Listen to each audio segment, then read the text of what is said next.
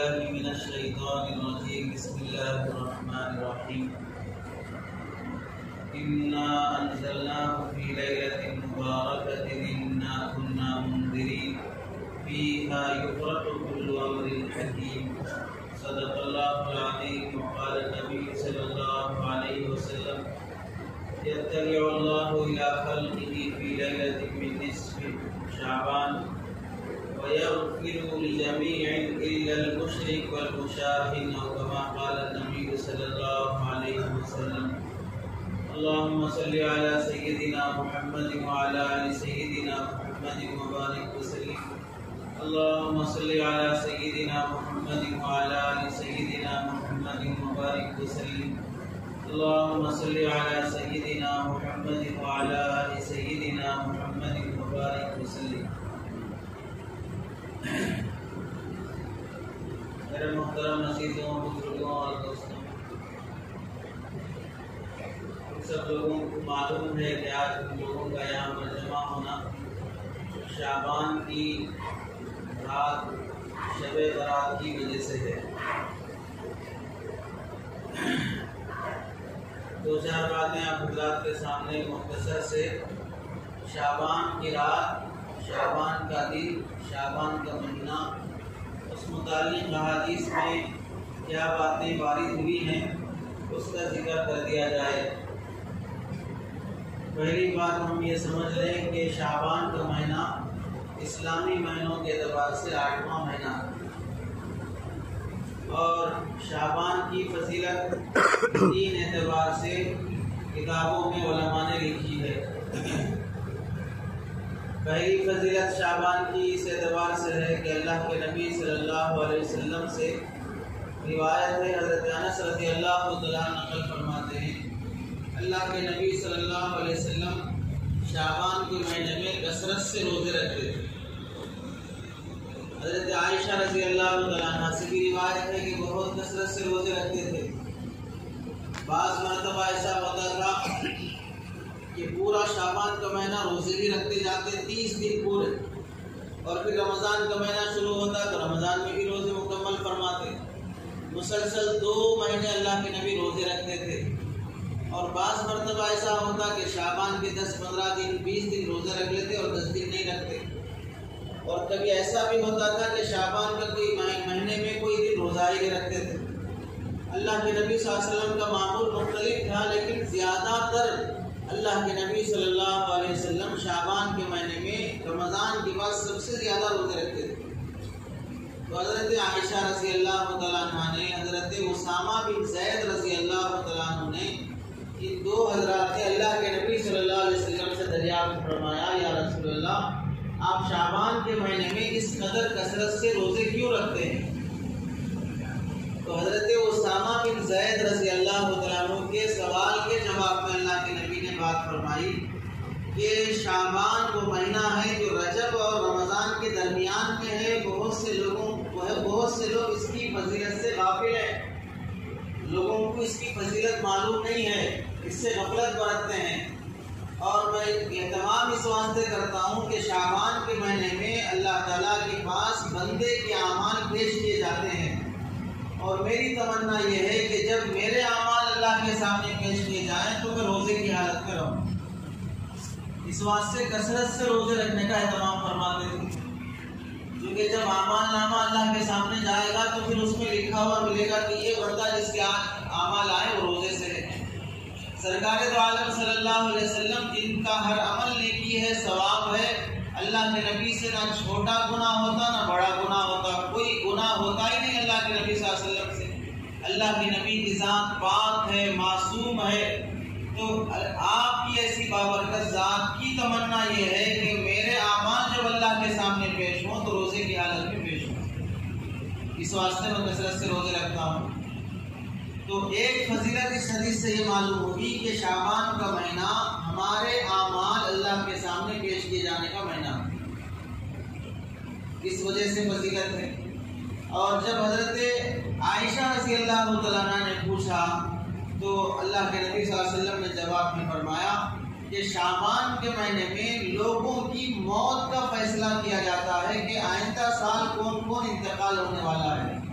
تو جب میری موت کا اور انتقال کا فیصلہ ہو تو میری تمنا یہ ہے کہ میں روزے کی حالت میں رہوں، کہ فلاں بندے کی موت کا فیصلہ کیا جا رہا ہے اور وہ روزے کی حالت میں ہے، تو اس واسطے میں روزے کا اہتمام کرتا ہوں۔ تو دوسری فضیلت یہ معلوم ہوگی کہ شعبان کے مہینے میں بندوں کے موت کے فیصلے کیے جاتے ہیں۔ تیسری فضیلت شعبان کی یہ ہے کہ شعبان کا مہینہ رمضان کے مہینے کا پڑوسی ہے، اس کے بعد رمضان کا مہینہ آنے والا ہے، تو رمضان سے ملا ہوا مہینہ، رمضان سے قریب مہینہ، رمضان کی فضیلت قرآن میں بھی ہے، حدیثوں میں بھی ہے، وہ سب مسلم ہے، اور جو ایسی فضیلت والا مہینہ ہے تو اس فضیلت ہے۔ علماء نے یہاں تک لکھا ہے کہ جب قبر میں کوئی نیک بندہ دفن کیا جاتا ہے تو اس نیک بندے کے صدقے اللہ تعالیٰ اس کے آس پاس کی قبروں کا بھی عذاب ہلکا کر دیتے ہیں۔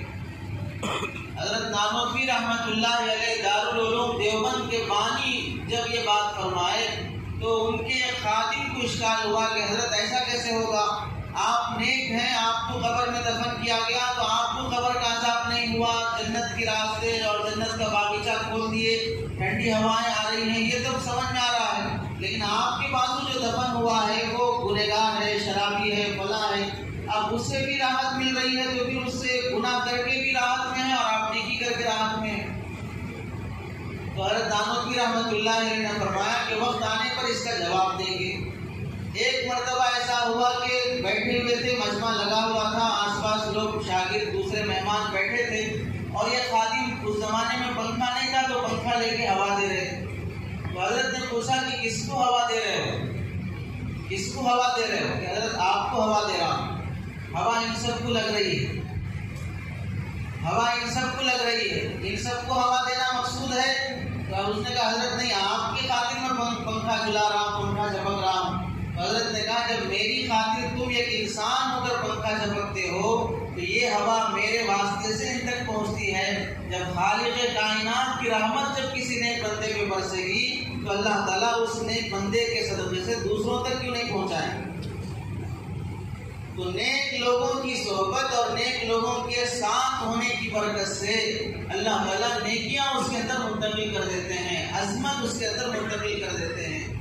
دنیاوی اعتبار سے دیکھ لیں کہ آپ اگر کسی پرائم منسٹر سے، کسی ایم ایل اے سے اور دنیا کے کسی بڑے عہدیدار کے آپ رشتہ دار ہیں، آپ اس کے بھائی ہیں، آپ اس کے باپ ہیں، آپ اس کے سالے ہیں، آپ اس کے پڑوسی ہیں، تو آپ بولتے پھریں گے کہ ہاں فلاں صاحب ہمارے محلے میں رہتے ہیں، میں ان کے محلے میں رہتا ہوں، ہمارے سالے ہیں، میں ان کا بہن بھی ہوں۔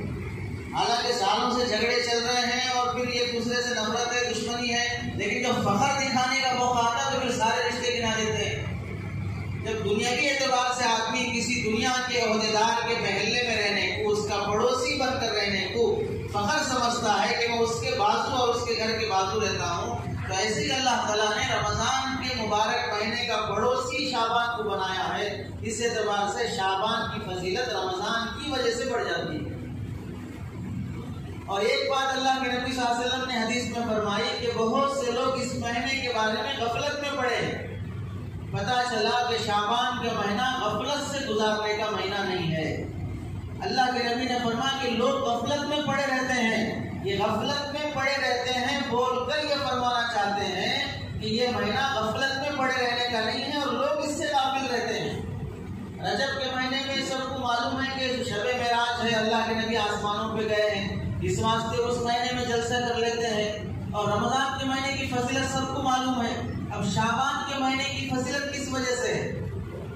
شعبان کا مہینہ وہ 4 محترم مہینوں میں سے نہیں ہے، شعبان کا مہینہ وہ 4 قابل احترام مہینوں میں سے نہیں ہے جس کا قرآن میں اللہ نے تذکرہ کیا۔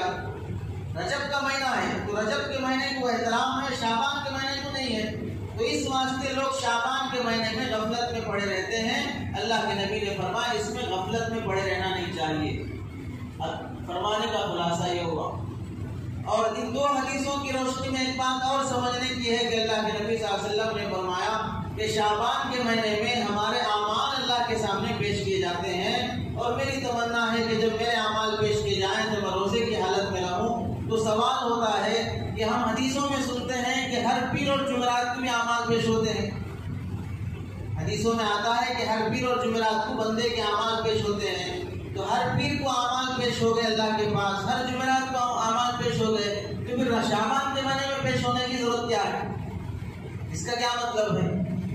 علماء نے لکھا ہے کہ تمہارے ہفتے بھر کی جو کارگزاری ہے وہ پیر اور جمعرات کو اللہ کے سامنے پیش ہوتی ہے کہ پورے ہفتے کیا کیے ہیں، اور سال بھر کی جو کارگزاری ہے وہ اللہ تعالیٰ شعبان کے مہینے میں اللہ کے سامنے پیش کیے جاتے ہیں۔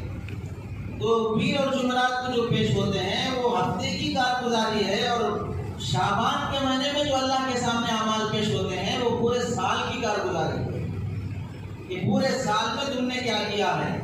مہینہ مہینہ آدمی حساب کرتا ہے، اور پھر زکوٰۃ نکالنے کا وقت آتا ہے تو پورے سال کا حساب کرتا ہے، تو مہینہ مہینہ حساب کر کے اپنے پارٹنر کو دیتا ہے، اپنا خرچہ نکالتا ہے، اپنے قرضے ادا کرتا ہے، اور پھر جب سال گزرتا ہے تو پورے سال میں کتنا کھایا، کتنا کمایا، کتنا کھویا، اس سب کا بھی آدمی حساب لگاتا ہے۔ ایسے ہی اللہ کے پاس بندے کے اعمال پیر اور جمعرات کو بھی پیش ہوتے ہیں ہفتہ واری، اور پھر پورے سال کے اعمال اللہ کے سامنے پیش ہوتے ہیں شعبان کے مہینے میں۔ نسائی شریف حدیث کی کتاب ہے، اس کتاب کے حاشیے میں علامہ سندھی رحمۃ اللہ علیہ جو اس کے محشی ہیں، حاشیہ لکھنے والے ہیں، انہوں نے یہ جواب لکھا ہے کہ بندے کے اعمال سال میں ایک مرتبہ جو پیش ہونے کا مہینہ ہے وہ شعبان کا مہینہ ہے۔ یہ ہو گئی شعبان کے مہینے کی فضیلت، جس میں اللہ کے نبی صلی اللہ علیہ وسلم کا عمل ہم کو یہ معلوم ہوا کہ اللہ کے نبی صلی اللہ علیہ وسلم کثرت سے روزے رکھتے تھے۔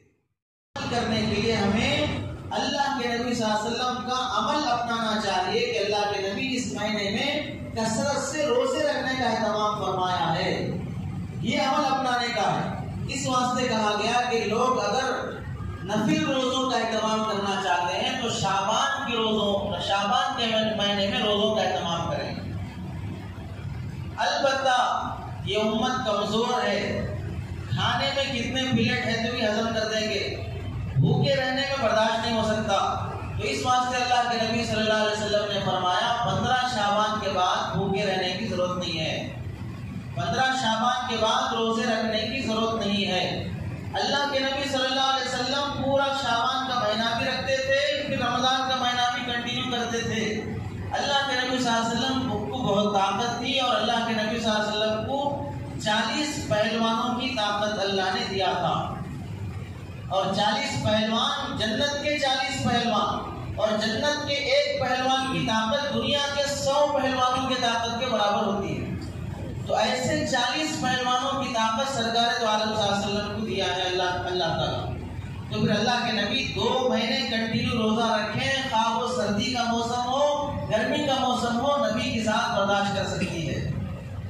لیکن ہم انسان ہیں، ہم اتنی طاقت نہیں رکھتے ہیں، غذائیں کمزور ہو گئی ہیں، آدمی کے اعضاء اور قوا ویسے مضبوط نہیں ہیں، تو اگر آدمی روزے رکھنے کی پابندی اور اہتمام کرے گا، نفل روزے، تو رمضان آنے تک کمزور پڑ جائے گا، تو پھر وہاں رمضان کے فرض روزے چٹ کر دے گا۔ کمزوری آ گئی، ڈاکٹر صاحب بولے اگر روزہ رکھے تو پھر جنازے کی نماز پڑھنا پڑتا، تو پھر اس واسطے پھر یہاں نفل کے چکر میں آدمی فرض چھوڑ دے گا، نفل کا اہتمام کر لیا اور فرض غلط کر دیا۔ اس لیے اللہ کے نبی صلی اللہ علیہ وسلم نے امت پر رحم کرتے ہوئے فرمایا کہ 15 شعبان کے بعد مت رکھو۔ ہاں اگر کسی آدمی کو اتنی طاقت ہے کہ وہ 15 شعبان کے بعد بھی رکھ سکتا ہے، اور رمضان کا کوئی روزہ بلا عذر کے چھوڑ نہیں سکتا، وہ رکھ رہا ہے، تو اس کے لیے بڑی فضیلت کی بات ہے۔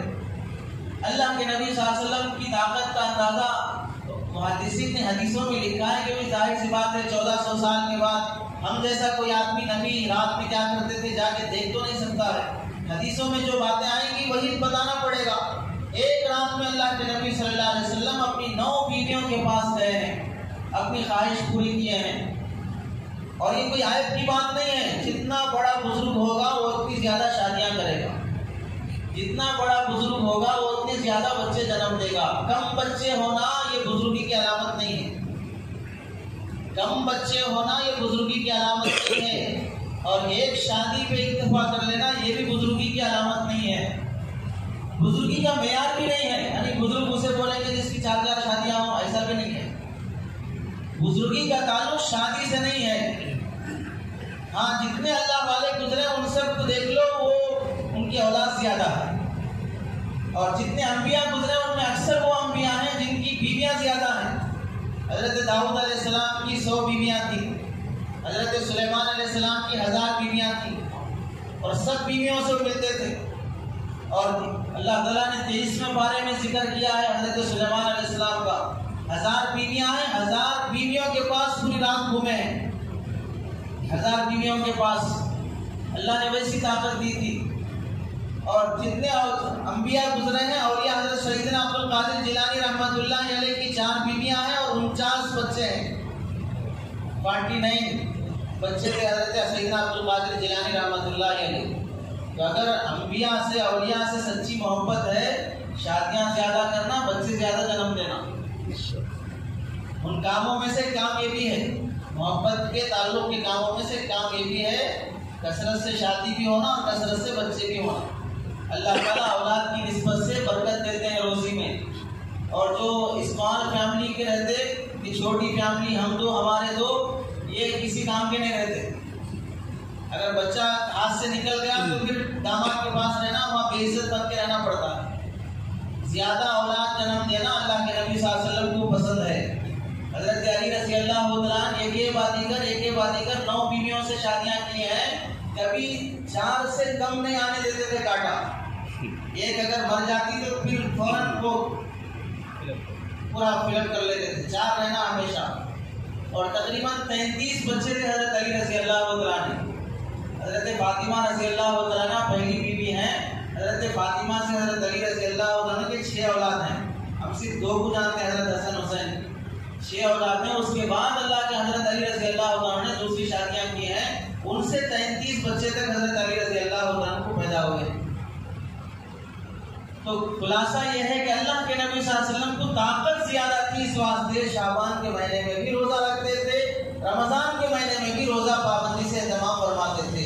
اس امت کی کمزوری کی وجہ سے منع کیا گیا کہ تم لوگ شعبان کے 15 کے بعد روزے نہ رکھو، شعبان کے 15 کے بعد روزے نہ رکھو۔ اس سے پہلے اگر کوئی آدمی طاقت ہے، اگر طاقت نہیں بھی ہے تو اتنی طاقت تو آدمی کے پاس ہے کہ 1 روزہ تو رکھ سکتا ہے، 2 روزے تو رکھ سکتا ہے، پورا ہفتہ 15 دن رکھنے کی کون بات کر رہا ہے؟ 1-2 روزے سرکار دو عالم صلی اللہ علیہ وسلم کے عمل کی اتباع میں، کہ اللہ کے نبی کو اللہ نے طاقت دی تھی تو وہ پورا شعبان رکھتے تھے۔ میری اتنی طاقت نہیں ہے تو میں کم از کم نبی کی اتباع میں 2 روزے تو رکھ سکتا ہوں، 3 روزے تو رکھ سکتا ہوں۔ تو کر لینا چاہیے آدمی کو کوشش، 2-4 روزے شعبان کے مہینے میں بھی، رمضان کے استقبال میں، رمضان کے اکرام اور احترام میں، کہ رمضان ہر آدمی کے اکرام کا طریقہ الگ رہتا ہے، ہر آدمی کے احترام کا طریقہ الگ ہوتا ہے۔ کوئی بڑا آدمی آ رہا ہے تو اس کے اکرام کا طریقہ یہ ہے کہ وہ صفائی کر دیتے ہیں، پھول بچھا دیتے ہیں، سڑکوں پہ پاؤڈر ڈال دیتے ہیں، اور جہاں سے وہ آ رہا ہے وہاں سے اسے لے کے اور بڑے اسٹیج پہ چڑھاتے ہیں اور اس کی تعریف کرتے ہیں، یہ اس کا اکرام ہے۔ اور رمضان کا اکرام یہ ہے کہ رمضان کا اکرام میں روزے رکھنا، یہ رمضان کا اکرام ہے۔ بقرعید کے مہینے کا اکرام یہ ہے کہ اس میں روزے رکھے جائیں شروع کے عشرے کے، اور اس میں قربانی کی جائے، وہ اس مہینے کا اکرام ہے۔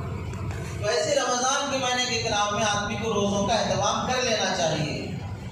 دوسری بات، یہ تو شعبان کے مہینے کی فضیلت سے متعلق ہے۔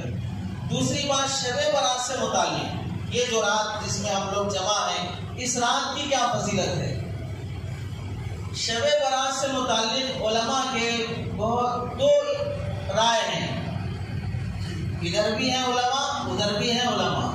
اور صرف علماء نہیں، محدثین، بڑے بڑے تابعین، بڑے بڑے اولیاء، ایک طرف بڑے بڑے علماء محدثین یہ فرماتے ہیں کہ شعبان کے مہینے کی فضیلت ہے، اور شعبان کی اس 15ویں رات کی بھی فضیلت ہے۔ اور بعض لوگ کہتے ہیں کہ شعبان کے مہینے کی فضیلت نہیں ہے، اور شعبان کی اس رات کی، شب برات کی کوئی فضیلت نہیں ہے۔ اب شب برات کی فضیلت ہے یا نہیں ہے، اس سلسلے میں ہم قرآن مجید سے، حدیثوں سے سمجھنے کی کوشش کریں۔ پہلی بات یہ ہے کہ قرآن مجید میں شب برات کا کہیں پر تذکرہ ہے یا نہیں ہے؟ قرآن مجید میں شب برات کا، شب برات کی فضیلت کا کہیں پر تذکرہ ہے یا نہیں ہے؟ خطبے میں جو آیت آپ حضرات کے سامنے پڑھی گئی، اللہ تعالیٰ اس آیت میں فرماتے ہیں اِنَّا أَنزَلْنَاهُ فِي لَيْلَةٍ مُبَارَكَةٍ إِنَّا كُنَّا مُنذِرِينَ فیہا یفرق کل امر حکیم، کہ ہم قرآن مجید کو مبارک رات میں اتارے ہیں، اور پھر ہم اس مبارک رات میں قرآن اتار کر اس قرآن کے ذریعے سے لوگوں کو جہنم سے ڈراتے ہیں، اور پھر اس رات کے اندر یفرق کل امر حکیم، اللہ نے جو جو معاملات کا جن جن کاموں کا فیصلہ کیا ہے وہ تمام کام جو اللہ نے فیصلہ کیے کر دیے ہیں، کس کو اولاد ہونا، کس کی شادی ہونا، کس کی نوکری ہونا، کون حج پہ جائے گا، کون عمرے پہ جائے گا، کس کی موت ہوگی اور کون نقصان میں رہے گا، جو جو اللہ نے فیصلے کر دیے ہیں وہ سارے کے سارے فیصلے یفرقو فرشتوں کے حوالے کر دیے جاتے ہیں۔ اب یہ تمہاری ذمہ داری ہے، روزی دینے والا فرشتہ اب وہ سال بھر کی نوکری، کس کو نوکری دلانا، کس کی دکان اچھی چلانا، وہ انتظامات کرے، اور کس کی موت ہونا وہ اسرائیل کے حوالے کر دیں گے، اور کس کے حق میں کیا فیصلے ہونا اللہ تعالیٰ ان فرشتوں کے حوالے کر دیتے ہیں۔ یہ ہے آیت 26ویں پارے کی 25ویں پارے کی۔ اس آیت میں اللہ تبارک و تعالیٰ فرماتے ہیں ہم نے اس رات میں قرآن اتارا، اور اس رات میں لوگوں کے فیصلے کر دیے جاتے ہیں، اور وہ فیصلے تفسیر کر دیے جاتے ہیں۔ تو اس رات سے کون سی رات مراد ہے؟ انا انزلناہ، ہم نے اس رات میں اتارا۔ اب یہ ہو میں نہ شب قدر کا ذکر ہے نہ شب برات کا ذکر ہے۔ مفسرین نے اس آیت کے تحت میں، جمہور مفسرین یعنی تمام مفسرین نے اس آیت کے تحت میں لکھا ہے کہ اس رات سے مراد شب قدر ہے، شب برات نہیں۔ اس رات سے مراد شب قدر ہے، شب برات نہیں ہے۔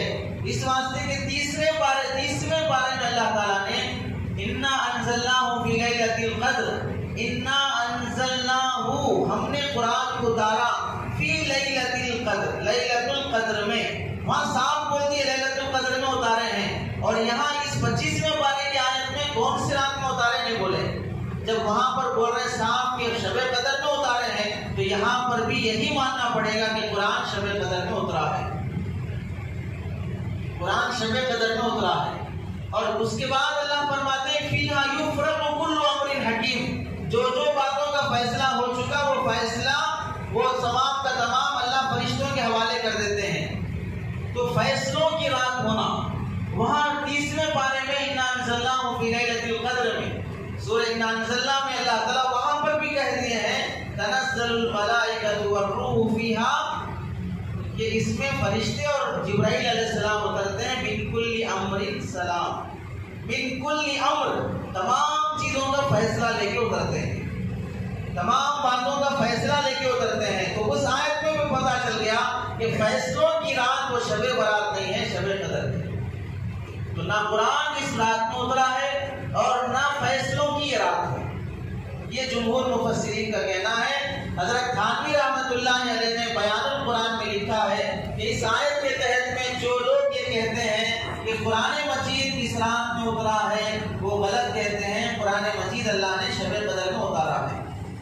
اور جو لوگ یہ کہتے ہیں کہ یہ رات فیصلوں کی رات ہے، اس رات زندگی اور موت کا فیصلہ کر دیا جاتا ہے، حضرت مفتی شفیع صاحب رحمۃ اللہ علیہ نے معارف القرآن میں لکھا ہے یہ بات بھی نصوص کے خلاف ہے، قرآن حدیث کی آیات کی اور احادیث کے خلاف ہے۔ حدیثوں سے بات اور قرآن کی آیت سے بات پتہ چلتی ہے کہ فیصلے شب قدر میں ہوتے ہیں، شب برات میں فیصلے نہیں ہوتے۔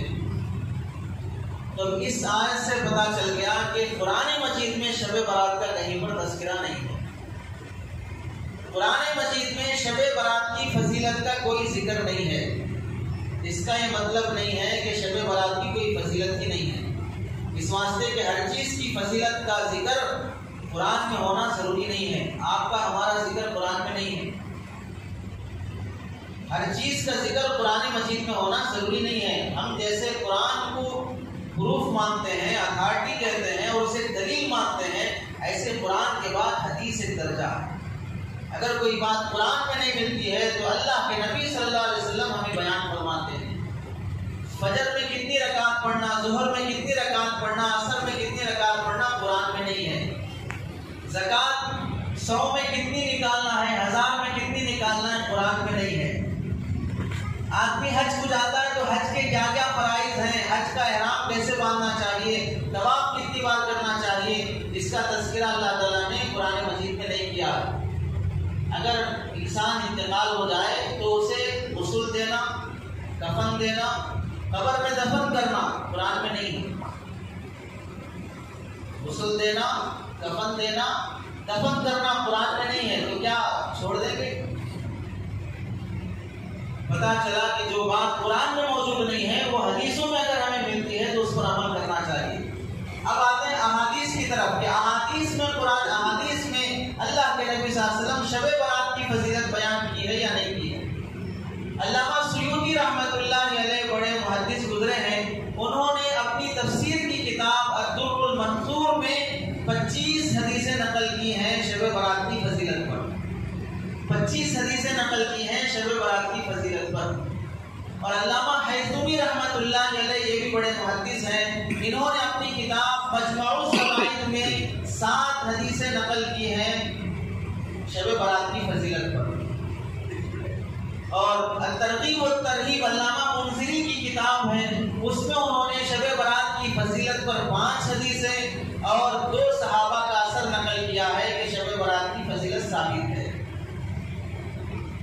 اور یہ جتنی حدیثیں ثابت ہیں ان میں سے 25 حدیثوں میں سے ایک حدیث صحیح ہے، باقی 24 حدیثیں ضعیف ہیں۔ ایک حدیث صحیح ہے، باقی 24 حدیثیں ضعیف ہیں۔ یہ 24 حدیثوں میں سے 5 حدیثیں بالکل منکر، یعنی ایسی حدیثیں کہ اسے ذکر نہیں کر سکتے، اور 5 حدیثیں بہت کمزور حدیثیں ہیں، اور 5 حدیثیں اتنی کمزور ہیں کہ وہ فضیلت میں چل سکتی ہیں، اس کے ذریعے سے فضائل ثابت ہو سکتے ہیں۔ یہ 24 حدیثیں اس درجے کی ہیں۔ باقی ایک حدیث جب اگر کسی مسئلے کے بارے میں صحیح حدیث ثابت ہو جاتی ہے تو یہ 25 آدمی اس کی، یہ 25 روایتیں اس کی تقویت کے لیے کام آ جاتے ہیں۔ اصل میں ایک حدیث ہے جو صحیح ہے، اسی سے مسئلہ ثابت ہو گیا، لیکن جب باقی 24 حدیثوں میں وہی بات جو ایک حدیث میں مل رہی ہے ثابت ہو رہی ہے، تو یہ 25-24 حدیثیں اس حدیث کو طاقت پہنچانے والی ہو جاتی ہیں۔ اب ایک حدیث جو صحیح ہے وہ ہے جو ہم نے خطبے میں پڑھی ہے، اللہ کے نبی صلی اللہ علیہ وسلم سے منقول ہے، یطلع الی خلقہ فی لیلۃ من نصف شعبان، کہ اللہ تعالیٰ شعبان کی 15ویں رات میں اللہ رب العزت اپنے بندوں کی طرف متوجہ ہوتے ہیں، اور پھر جو بندے مغفرت کی اور توبہ کی دعا کرتے ہیں، اپنی اپنی حاجتیں اللہ سے مانگتے ہیں، مصیبت میں ہے اللہ سے مصیبت دور کرانے کی مانگ رہا ہے، اور اولاد نہیں ہے اولاد مانگ رہا ہے، غربت ہے فاقے ہے اللہ سے فاقے دور کرنے کو مانگ رہا ہے، جو اللہ سے دعا کرے گا اللہ تعالیٰ اس کی دعا قبول فرماتے ہیں، اس کی ضرورت پوری فرماتے ہیں، گناہ بخش دیتے ہیں، مصیبت دور کر دیتے ہیں، بیماری سے صحت اور شفا نصیب کرتے ہیں۔ اللہ کی ذات اس رات میں مغرب سے لے کر فجر صبح صادق تک بندوں کی طرف متوجہ رہتی ہے، لیکن اللہ تعالیٰ اگر بخشتے نہیں ہیں اس رات میں تو وہ کون لوگ ہیں؟ الا المشرک والمشاہد، جو شرک میں مبتلا ہے اللہ اسے آج کی رات بخشتے نہیں ہیں، اور جو اپنے دل میں کینہ کپٹ حسد رکھ کے جیتا ہے اللہ اسے آج کی رات بخشش نہیں فرماتے۔ اس صحیح حدیث میں اس کا ذکر ہے۔ باقی جو 24 حدیثیں ہیں ان 24 حدیثوں میں اللہ کے نبی صلی اللہ علیہ وسلم نے اور 6 لوگوں کا ذکر کیا ہے جن کی مغفرت نہیں ہوتی، یہ 2 اور وہ 6، کل 8 لوگ ایسے ہیں جن کی آج رات مغفرت نہیں ہوتی۔ ابھی جو صحیح حدیث ہے جو شب قدر شب برات کی فضیلت میں ثابت ہے، یہ روایت غیر مقلد حضرات کے بڑے علامہ البانی رحمۃ اللہ علیہ، ایک محدث ان کے گزرے ہیں، انہوں نے بھی اس حدیث کو صحیح کہا ہے۔ ہمارے بعض وہ بھائی جو اہل حدیث ہیں وہ شب برات کا بالکل ہی انکار، اس کی کوئی فضیلت نہیں ہے، کوئی ثابت نہیں، فلاں کہتے ہیں۔ ہم ان کی خدمت میں انہی کے بڑے عالم کے حوالے سے یہ درخواست رکھتے ہیں کہ علامہ البانی صاحب نے علامہ جمال الدین قاسمی رحمۃ اللہ علیہ کی کتاب جو انہوں نے لکھی ہے المقاصد الحسنہ یا کوئی کتاب لکھی ہے، نام بول رہا ہوں، اس کتاب کے حاشیے میں علامہ البانی نے یہ حدیث نقل کی اور یہ کہا ہے کہ اس روایت کے تمام راوی مضبوط ہیں، ثقہ ہیں، قابل اعتماد ہیں۔ تو آدمی کو چاہیے کہ اپنے مسلک کو پورا پڑھنا چاہیے، پہلے اپنی فیلڈ کو ہی پورا پڑھنا چاہیے کہ میں جس ڈپارٹمنٹ میں ہوں کم از کم اس کو تو صحیح پڑھ لوں، سامنے والے کو بعد میں پڑھوں گا۔ اگر میں قرآن کا حافظ ہوں تو سب سے پہلے قرآن کو ڈھنگ سے پڑھ لوں، بعد میں دیکھوں گا عالم بننے کا۔ اگر میں درجی ہوں تو پہلے کیسے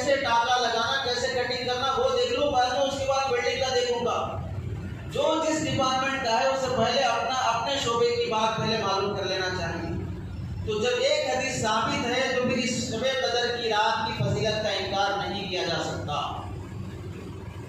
اور دوسری بات یہ ہے کہ بعض لوگ جیسے شب برات کی فضیلت کا انکار کر دیتے ہیں اور سرے سے اس کی فضیلت کے انکار کرنے پر بیانات دیتے ہیں، کلپس بھیجتے ہیں اور مستقل بند کمرے میں بیٹھ کے اپنا کچھ ویڈیو بناتے ہیں اور پھر اسے وائرل کرتے ہیں اور اسے ایک نیکی سمجھتے ہیں۔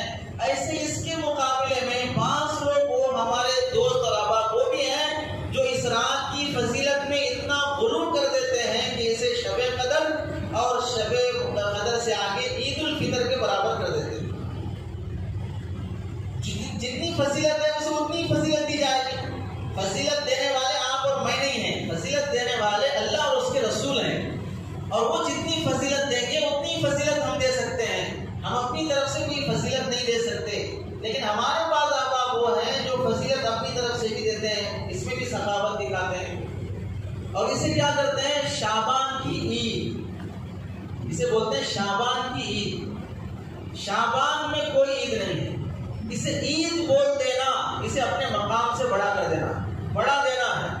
اللہ اور اس کے رسول نے اسے عید نہیں کہا ہے۔ شب برات کو ہم کہتے ہیں شعبان کی عید، اور اس سے آگے بھی کہتے ہیں بڑے بھولے پن سے مردوں کی عید،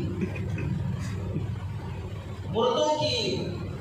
تو بہت سی بار سوال ہوتا ہے کہ یہ عید مردوں کی ہے تو زندوں کا کیا کام ہے یہاں پر؟ یہ عید جب مردوں کی ہے تو زندوں کا کیا کام ہے؟ اس سے خود پتا چلا کہ یہ عید مردوں کی نہیں ہے۔ اگر یہ عید مردوں کی ہوتی تو ہم سب لوگ گھروں میں ہوتے اور سارے قبرستان کے مردے مسجد میں اور سڑک پہ ہوتے کہ بھئی تمہاری عید ہے، آج باہر نکلو۔ اور جب وہ باہر نکلتے تو ہم میں سے کتنے ہوتے جو ان کی جگہ جا کے لیٹ جاتے؟ تو یہ نہ مردوں کی عید ہے اور نہ یہ شعبان کی عید ہے۔ وجہ کیا ہے؟ یہ شعبان کی عید بھی نہیں، مردوں کی عید بھی نہیں۔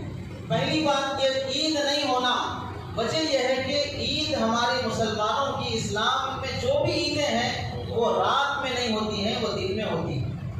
عید الفطر دن میں ہے، عید الاضحیٰ دن میں ہے، جمعہ کو بھی اللہ کے نبی نے عید کا دن فرمایا ہے تو جمعہ دن ہوتا ہے۔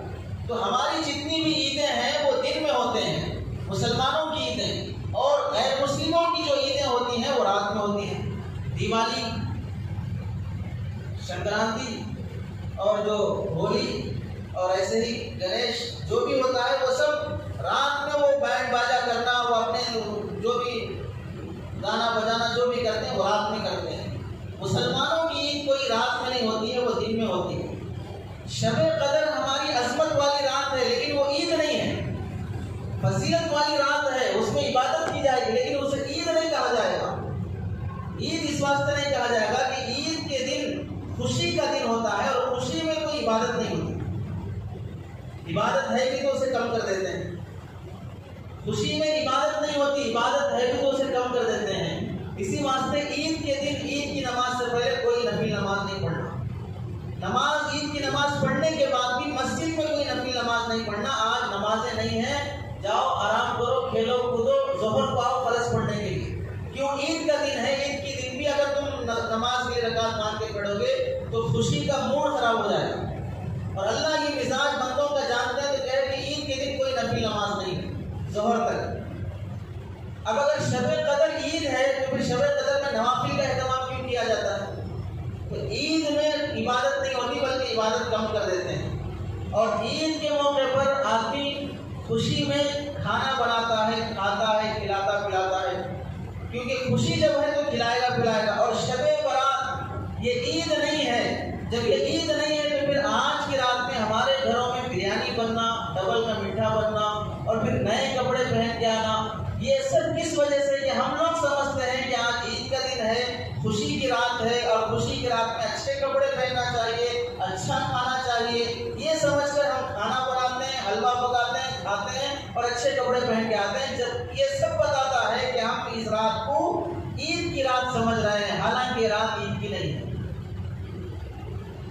خوشی کی اگر رات ہوگی تو اس موقع پر کھلانا پلانا، اچھے کپڑے پہننا سمجھ میں آ رہا ہے۔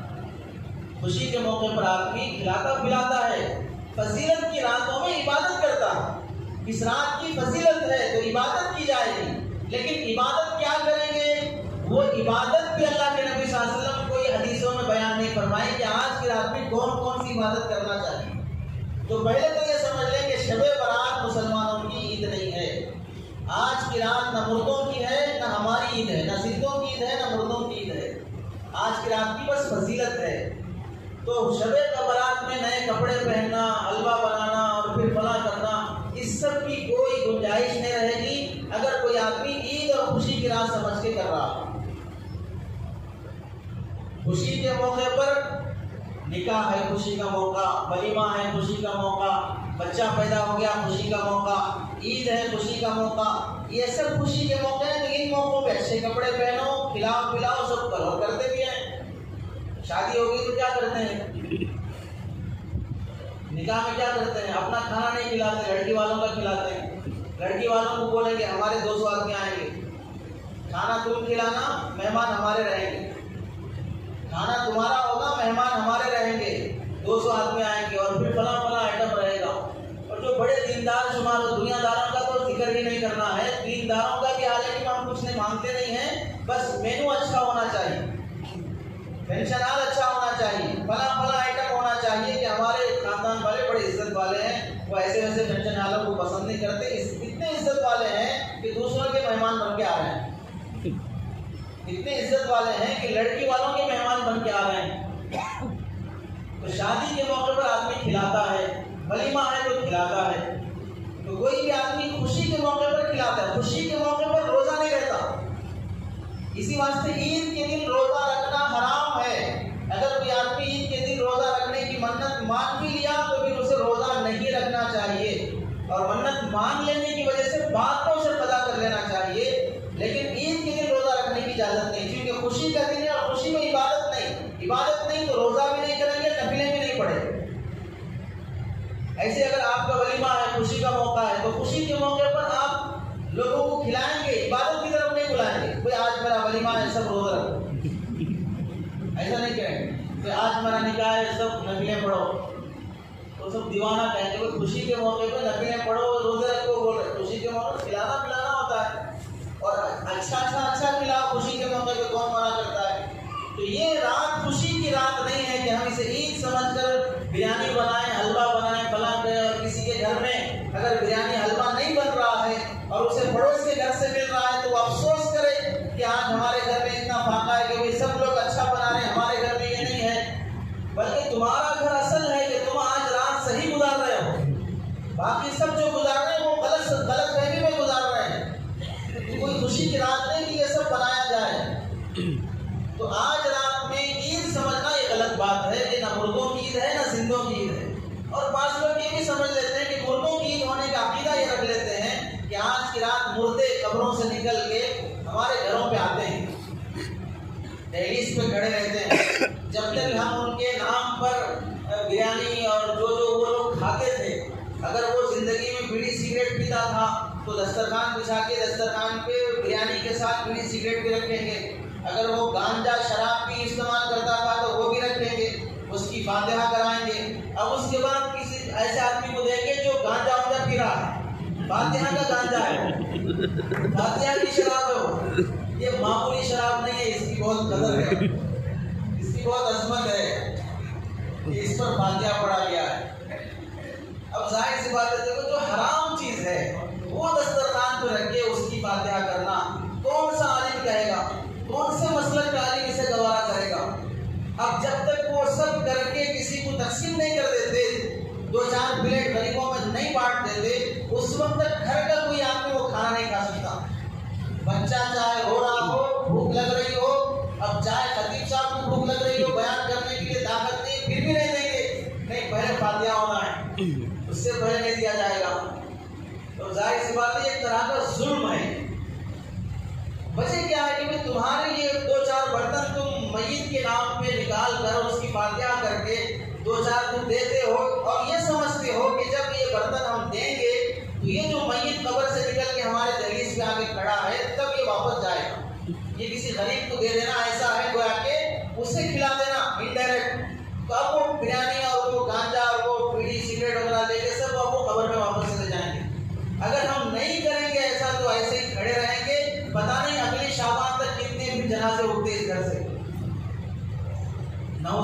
فلاح رہتی ہے. کتنی غلط بات ہے. ہندوؤں کا طریقہ ہے کہ ہمارا اسلامی طریقہ اور اسلامی عقیدہ یہ ہے کہ ایک بار انسان مرنے کے بعد کبھی وہ دوبارہ دنیا میں واپس لوٹ کے نہیں آتا ہے. غیر مسلموں کا عقیدہ ہے، وہ لوگ آواگمن کا عقیدہ رکھتے ہیں کہ انسان 7 جنم لیتا ہے. ایک جنم، دوسرا جنم، تیسرا جنم. اس جنم میں نہیں تو اگلے جنم میں ہم دونوں ساتھ رہیں گے. اس جنم میں تم مجھے نہیں ملے، اگلے جنم میں تمہیں نہیں چھوڑوں گا. الٹی سیدھی باتیں رہتی، کوئی حقیقت نہیں ہے اس کی. تو یہ غیر مسلموں کا عقیدہ، ہندوؤں کا عقیدہ کہ ایک بار پیدا ہونے کے بعد کوئی آدمی دوبارہ پیدا نہیں ہوتا، اور وہ لوگ سمجھتے ہیں کہ 7 بار انسان پیدا ہوتا ہے. اور اسلامی عقیدہ یہ ہے کہ ایک بار انسان مر جائے، ہاں وہ کیسے بھی مرے. حضرت اسرائیل علیہ السلام عزت سے لے جائیں تو بھی، یا کہیں ایکسیڈنٹ سے مر جائے، جلا لے کے مر جائے، زہر کھا کے مر جائے، پھانسی لے کے مر جائے، کیسے بھی مر جائے، اس کی روح کبھی واپس نہیں آتی ہے. بعض لوگ یہ سمجھتے ہیں کہ اسرائیل علیہ السلام خیر خیریت پوچھ کے اگر لے گئے تو ٹھیک ہے، واپس نہیں آئے گا. اگر کہیں وہ زہر کھا کے مر جائے، پھانسی لے کے مر جائے، فلاں ہو جائے، تو اس کی روح اس گھر میں بھٹکتی رہتی ہے. کوئی کرایہ دار وہاں نہیں آتا کہ وہاں پر فلاں صاحب جلا لے کے مر گئے ہیں، فلاں پھانسی لے کے مر گئے ہیں. اب اس کی روح بھٹک رہی ہے. رات کے 12 بجے برتن کی آوازیں آتی رہتی ہیں، کسی کے چلنے کی آوازیں آتی رہتی ہیں، بچہ اچانک ڈر کے اٹھ جاتا ہے. یہ سب عقیدے اس گھر سے متعلق رکھتے ہیں. حالانکہ کوئی بھی آدمی کیسے بھی مرے، وہ اپنی موت مر رہا ہے. اللہ نے اس کی موت زہر کھا کے مرنے میں رکھی ہے، اللہ نے اس کی موت پھانسی لے کے مرنے میں رکھی ہے، اور مرنے کے بعد کسی کی روح کہیں بھٹکتی نہیں ہے.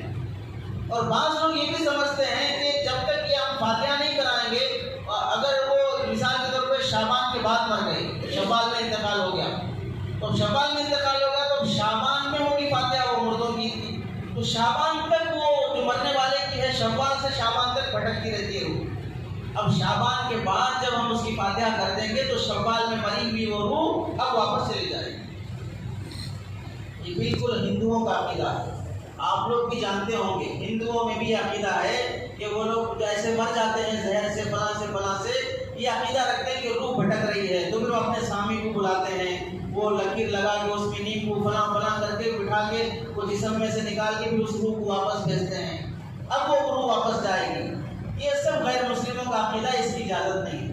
اور اگر آدمی کو تھوڑی بہت عقل ہے اور وہ استعمال بھی کر سکتا ہے تو سوچے، مرنے والا یا تو جنتی ہے یا تو دوزخی ہے. مرنے والا یا تو جنتی ہے یا تو دوزخی ہے.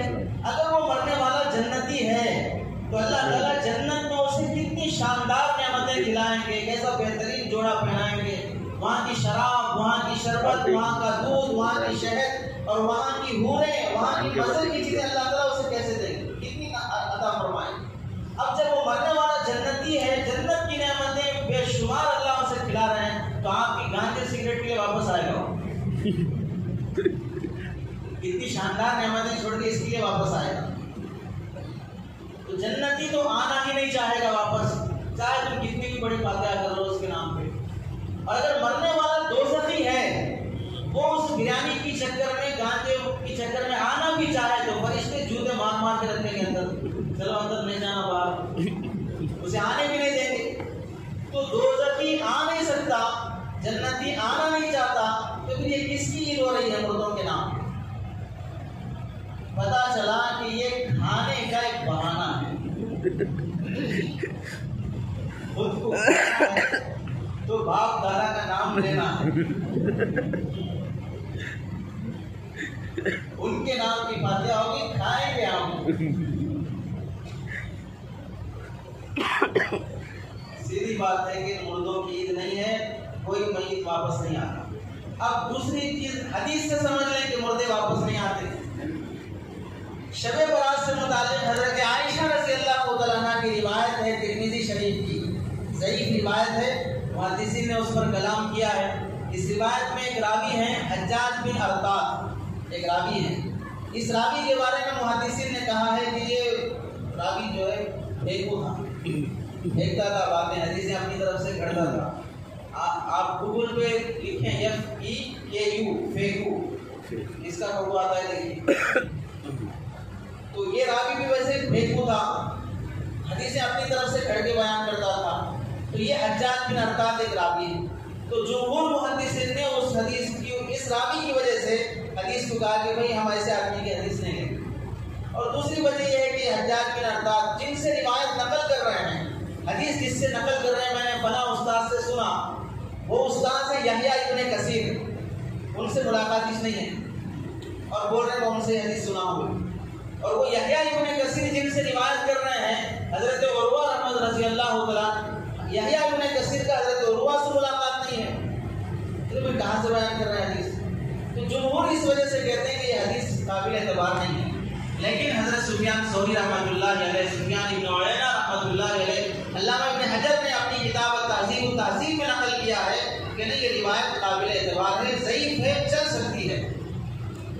تو اس روایت ترمذی کی اس روایت میں حضرت عائشہ رضی اللہ عنہا فرماتی ہیں اللہ کے نبی صلی اللہ علیہ وسلم میرے پاس تشریف لائے اور وہ شعبان کی 15ویں رات تھی، آ کے میرے بازو لیٹ گئے اور وہ میری ہی باری تھی.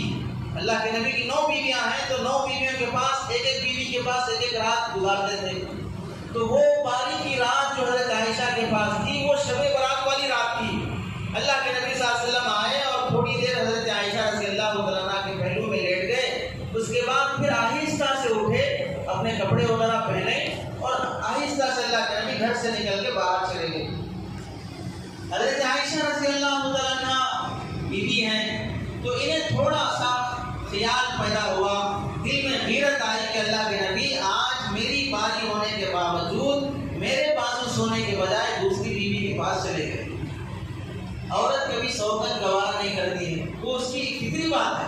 یعنی اس سے حضرت عائشہ صحابیہ ہیں ایسا کیسے سوچے، وہ مقام کے اعتبار سے نہیں سوچنا چاہیے. تب اگر مقام کے اعتبار سے سوچیں گے تو نعوذ باللہ ہم صحابیہ امت کی ماں کی شان میں بےادبی کرنے والے ہو جائیں گے، حضرت عائشہ کی شان میں بےادبی کرنے والے ہو جائیں گے. سوگن گوارا نہیں کرنا یہ عورت کی فطرت ہے. جیسے ڈرنا یہ انسان کی فطرت ہے. اب اگر کوئی نبی ڈر رہا ہے تو کوئی نبی ہو کے ڈر رہا ہے کیا، یہ نہیں کہا جائے گا. ڈر انسان کی فطرت ہے. آپ کو بھوک لگتی ہے آپ انسان ہیں، آپ کو پیاس لگتی ہے آپ انسان ہیں.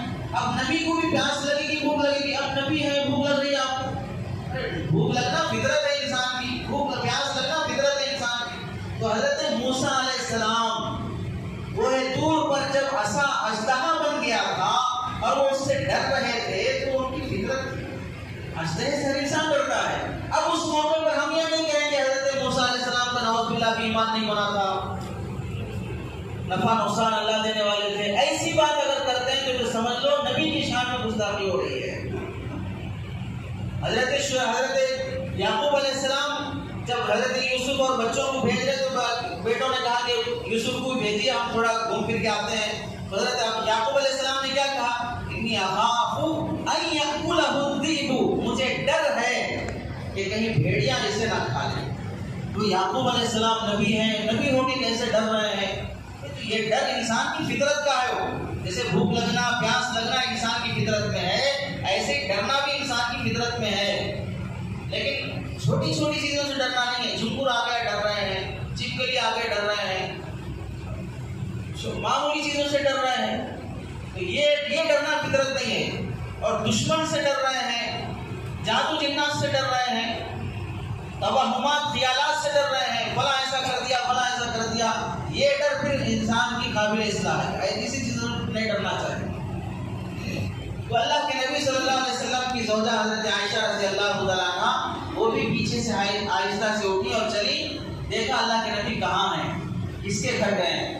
تو پھر پتا چلا اللہ کے نبی کسی کے گھر نہیں گئے، سیدھے بقیع قبرستان جہاں جنگ بدر کے اور مدینے کے صحابہ شہید ہوئے، انتقال ہوئے، ان کو دفن کیا گیا تھا. آج بھی مدینے سے مسجد نبوی کے متصل جو ہے لیفٹ سائڈ میں جو قبرستان ہے اسے جنت البقیع کہتے ہیں. اس قبرستان میں اللہ کے نبی صلی اللہ علیہ وسلم تشریف لے گئے اور وہاں پر مردوں کے لیے، میت کے لیے دعائیں مغفرت کر رہے تھے. اپنی امت کے لیے اور جو انتقال ہو گیا ان سب کے لیے اللہ کے نبی مغفرت کی دعا کر رہے ہیں.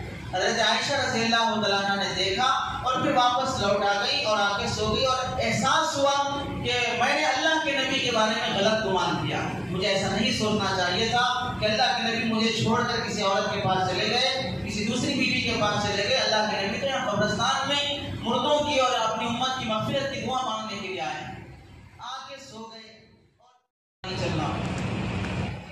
واسطے پھر آ کے سو گئے۔ اللہ کے نبی صلی اللہ علیہ وسلم تشریف لائے، آ کے حضرت عائشہ کے بازو لیٹے تو ظاہر سی بات ہے سانس پھولے گی، اور سونے والا اور سونے کی ایکٹنگ کرنے میں فرق رہے گا۔ تو حضرت نبی پاک صلی اللہ علیہ وسلم نے پہچان لیا اور کہا عائشہ تو مجھ پر ڈاؤٹ کر رہی تھی، تو مجھ پر گمان کر رہی تھی کہ نبی ہو کر میں تمہارے حق میں خیانت کروں گا اور تمہاری باری میں تمہیں چھوڑ کر کسی اور بیوی کے پاس چلا جاؤں گا۔ حضرت عائشہ رضی اللہ تعالیٰ عنہ خاموش ہو گئی۔ اللہ کے نبی صلی اللہ علیہ وسلم نے فرمایا کہ بات دراصل یہ ہے کہ آج کی رات شب برات ہے، 15ویں شعبان۔ اس کے بعد فضیلت بیان فرمائی۔ یہاں رک کر ہم لوگ سمجھ لیں کہ اگر مردے اس رات میں قبرستان سے نکل کے گھر آتے تو اللہ کے نبی کو قبرستان جانے کی ضرورت کیا ہے؟ اگر مردے اس رات میں تو صحابہ اس رات میں نکل کے اپنے اپنے قبروں سے نکل کے آتے تو پھر اللہ کے نبی صلی اللہ علیہ وسلم کو قبرستان جا کے بھائی کی مغفرت کی دعا کرنے کی کیا ضرورت تھی؟ ظاہر سی بات ہے جب مردہ گھر خود آ رہا ہے تو یہیں اس کی مغفرت کی دعا کر دیں گے، ہم کو جا کے وہاں مغفرت کی دعا کرنے کی ضرورت کیا ہے؟ تو اس عمل سے اللہ کے نبی نے بتا دیا کہ آج کی رات مردے آتے نہیں ہیں، مردوں کے پاس آپ کو جانا ہے، اور جانے کا طریقہ بھی بتا دیا، اکیلے جائیں گے اکیلے آئیں گے۔ اللہ کے نبی کیسا گئے تھے قبرستان؟ بیوی کے پاس آئے، اپنے گھر میں تھے، گھر میں سے آہستہ سے اٹھے اور قبرستان گئے اور پھر واپس آ کے گھر پہ لیٹ گئے۔ اب ہمارے پاس جو رواج چل رہا ہے کہ مسجد سے نکلیں گے، دعا کر کے جائیں گے یا نہیں کر کے جائیں گے، جماعت کی شکل میں جائیں گے اور پھر وہاں جا کے فاتحہ درود جو کچھ بھی کرنا ہے کریں گے، فاتحہ درود کرنے میں کوئی حرج نہیں ہے، لیکن اس طرح جماعت بنا کے جانا اللہ کے نبی صلی اللہ علیہ وسلم کے عمل کے خلاف ہے۔ اور پھر وہاں جانے کے بعد لوگ شکر اور پھول اور فلاں فلاں سب لے کے پھر قبر پہ ڈال کے آتے ہیں۔ بھائی دیکھو غور کرو کہ اگر ہمارے اس پھولوں سے اور اس شکر سے میت کو کچھ فائدہ ہوتا ہے تو پھر صحابہ بھی تو ایسے ہی عمل کرنا چاہیے تھا۔ اب بعض لوگ جو بھولے بھالے ہیں اور سمجھتے ہیں کہ ہم بہت پڑھے لکھے ہیں، وہ کہتے ہیں کہ اللہ کے نبی صلی اللہ علیہ وسلم نے بھی کیا ہے کہ قبر کے پاس سے گزرے تو دیکھا میت دو قبروں کو عذاب ہو رہا ہے، صحابہ سے فرمایا کہ دو قبر والوں کو عذاب ہو رہا ہے، ایک پیشاب سے نہیں بچتا تھا اور ایک غیبت چغلی کرتا تھا۔ اللہ کے نبی نے ٹہنی منگا کر ٹہنی ان قبر والوں پہ گاڑا ہے اور فرمایا کہ جب تک یہ ٹہنیاں تر و تازہ رہیں گی یہ ذکر کریں گے اور اس سے ان کا عذاب ہلکا ہوگا۔ ٹہنی گاڑنے سے عذاب ہلکا ہونا یہ اللہ کے نبی کی خصوصیت ہے۔ کیوں؟ اللہ کے نبی کو پتہ چل گیا تھا کہ یہاں عذاب ہو رہا ہے اور ان کے عذاب کو ہلکا کرنا ہے، تو اللہ کے نبی نے ٹہنی گاڑا تھا۔ اور آپ کو پتہ چلا کہ آپ جس رشتہ دار کے قبر پہ جا رہے ہیں اس کو عذاب ہو رہا ہے، اور آپ پھول ڈال کر یہ بتانا چاہتے ہیں کہ ہمارے رشتہ دار کو بھی عذاب ہو رہا ہے، ہم اس کے عذاب میں ہلکا کرنا چاہتے ہیں۔ حالانکہ ہو سکتا ہے کہ اللہ اس کی مغفرت کر دیا ہو، لیکن آپ اپنے عمل سے بتا رہے ہیں کہ نہیں مغفرت نہیں ہونا، میرے پھول ڈالنے کے بعد ہونا، تب اس کے عذاب میں کمی آنا۔ کتنی غلط بات ہے۔ اور دوسری بات ہے کہ ہم پھول بعض مرتبہ ان لوگوں کے قبروں پہ ڈال کے ڈالتے ہیں جن کو ہم اپنا ولی سمجھتے ہیں۔ ولی کو خبر میں عذاب کیسے ہوگا؟ پھر وہ اللہ والا ہے، اللہ اس کے جسم کی حفاظت کرتے ہیں۔ تو جب اولیاء قبر میں دفن ہیں اور اولیاء کو اللہ تعالیٰ ان کی بزرگی کی وجہ سے عذاب قبر نہیں دیتے ہیں، اور اللہ کے نبی اس قبر پر ٹہنی گاڑے ہیں جسے عذاب ہو رہا تھا، اور آپ اس ولی کی قبر پہ پھول ڈال رہے ہیں جسے عذاب نہیں ہو رہا ہے، اور استدلال میں پیش کر رہے ہیں وہ حدیث جو عذاب قبر میں گاڑی گئی ٹہنیوں والی۔ سوچنے کی بات ہے۔ اور اگر قبر پہ جا کے اس طرح کرنا سنت ہوتا تو اب بتاؤ کہ اللہ کے نبی صلی اللہ علیہ وسلم کے ساتھ اس قبر پر ٹہنیاں گاڑتے وقت جو صحابہ ساتھ تھے، کیا ان صحابہ میں سے کسی صحابی نے بعد میں کوئی ٹہنی گاڑی اپنے رشتہ دار کی قبر پر؟ حضرت صدیق اکبر نے گاڑی، حضرت عمر نے گاڑی، کون سے صحابی نے اپنی اپنی زندگی میں؟ حضرت علی رضی اللہ عنہ کی زوجہ حضرت فاطمہ کا انتقال ہوا، حضرت فاطمہ نے اپنی برات میں قبرستان گئے ہیں، تو قبرستان کیسے گئے؟ آہستہ سے اکیلے جا کے آئے ہیں۔ تو اب یہ اکیلے جا کے آنے کا عمل حضرت عائشہ نقل فرماتی ہیں، کوئی دوسرے صحابی نقل نہیں فرماتے۔ عمل کے اعتبار سے آپ پوری حدیث کی کتابیں اٹھا لیں، کسی صحابی کے بارے میں آپ کو شاید کہیں مل پائے کہ فلاں فلاں صحابی شب برات میں قبرستان جا کے آتے تھے۔ آپ کو نہیں ملے گا. فلاں فلاں صحابی شب برات میں قبرستان جا کے آتے تھے، آپ کو نہیں ملے گا. اگر شب برات میں قبرستان جانا سنت ہوتا، ضروری ہوتا، واجب عمل ہوتا، تو اللہ کے نبی صلی اللہ علیہ وسلم گھر جا کے بیوی کے پاس سے اکیلے جا کے نہیں آتے تھے، مسجد سے نماز کے بعد صحابہ کو ساتھ لے کر قبرستان جاتے اور صحابہ کو بتاتے اپنے عمل سے کہ شب برات میں قبرستان جانا سنت ہے.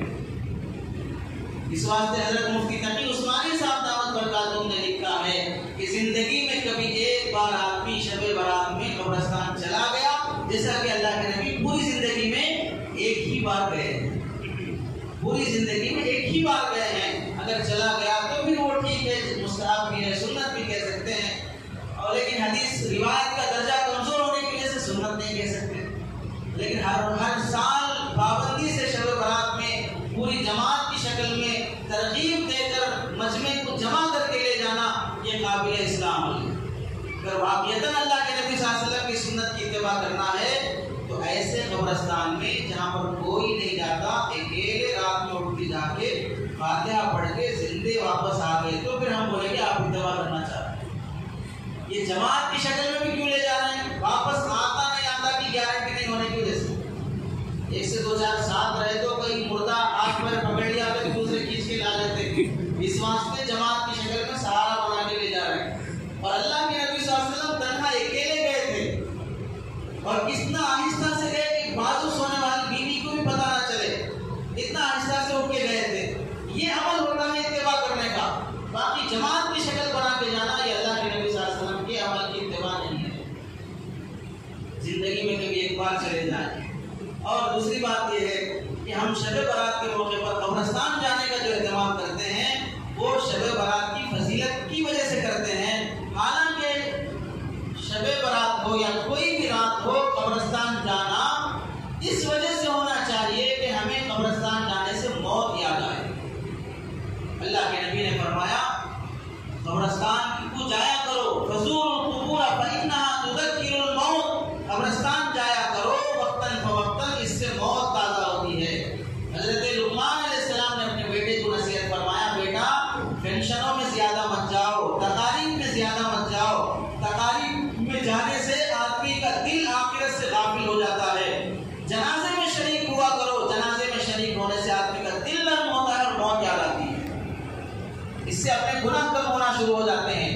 سامنے جنازہ دیکھے گا تو اسے بھی احساس ہوگا ایک دن میرا بھی جنازہ اسی طرح اٹھے گا. تو جنازے میں کثرت سے شریک ہونا، قبرستان جانا اپنی موت کو یاد کرنے کے لیے ہے. اور ہم جو جاتے ہیں وہ یہ سمجھتے ہیں کہ ہم مردوں میں احسان کرنے کے لیے جا رہے ہیں. آج جا کے فاتحہ دلا کے آئیں گے تو تھوڑا ان کا عذاب کم ہو جائے گا، ثواب ملے گا، فلاں ہوگا.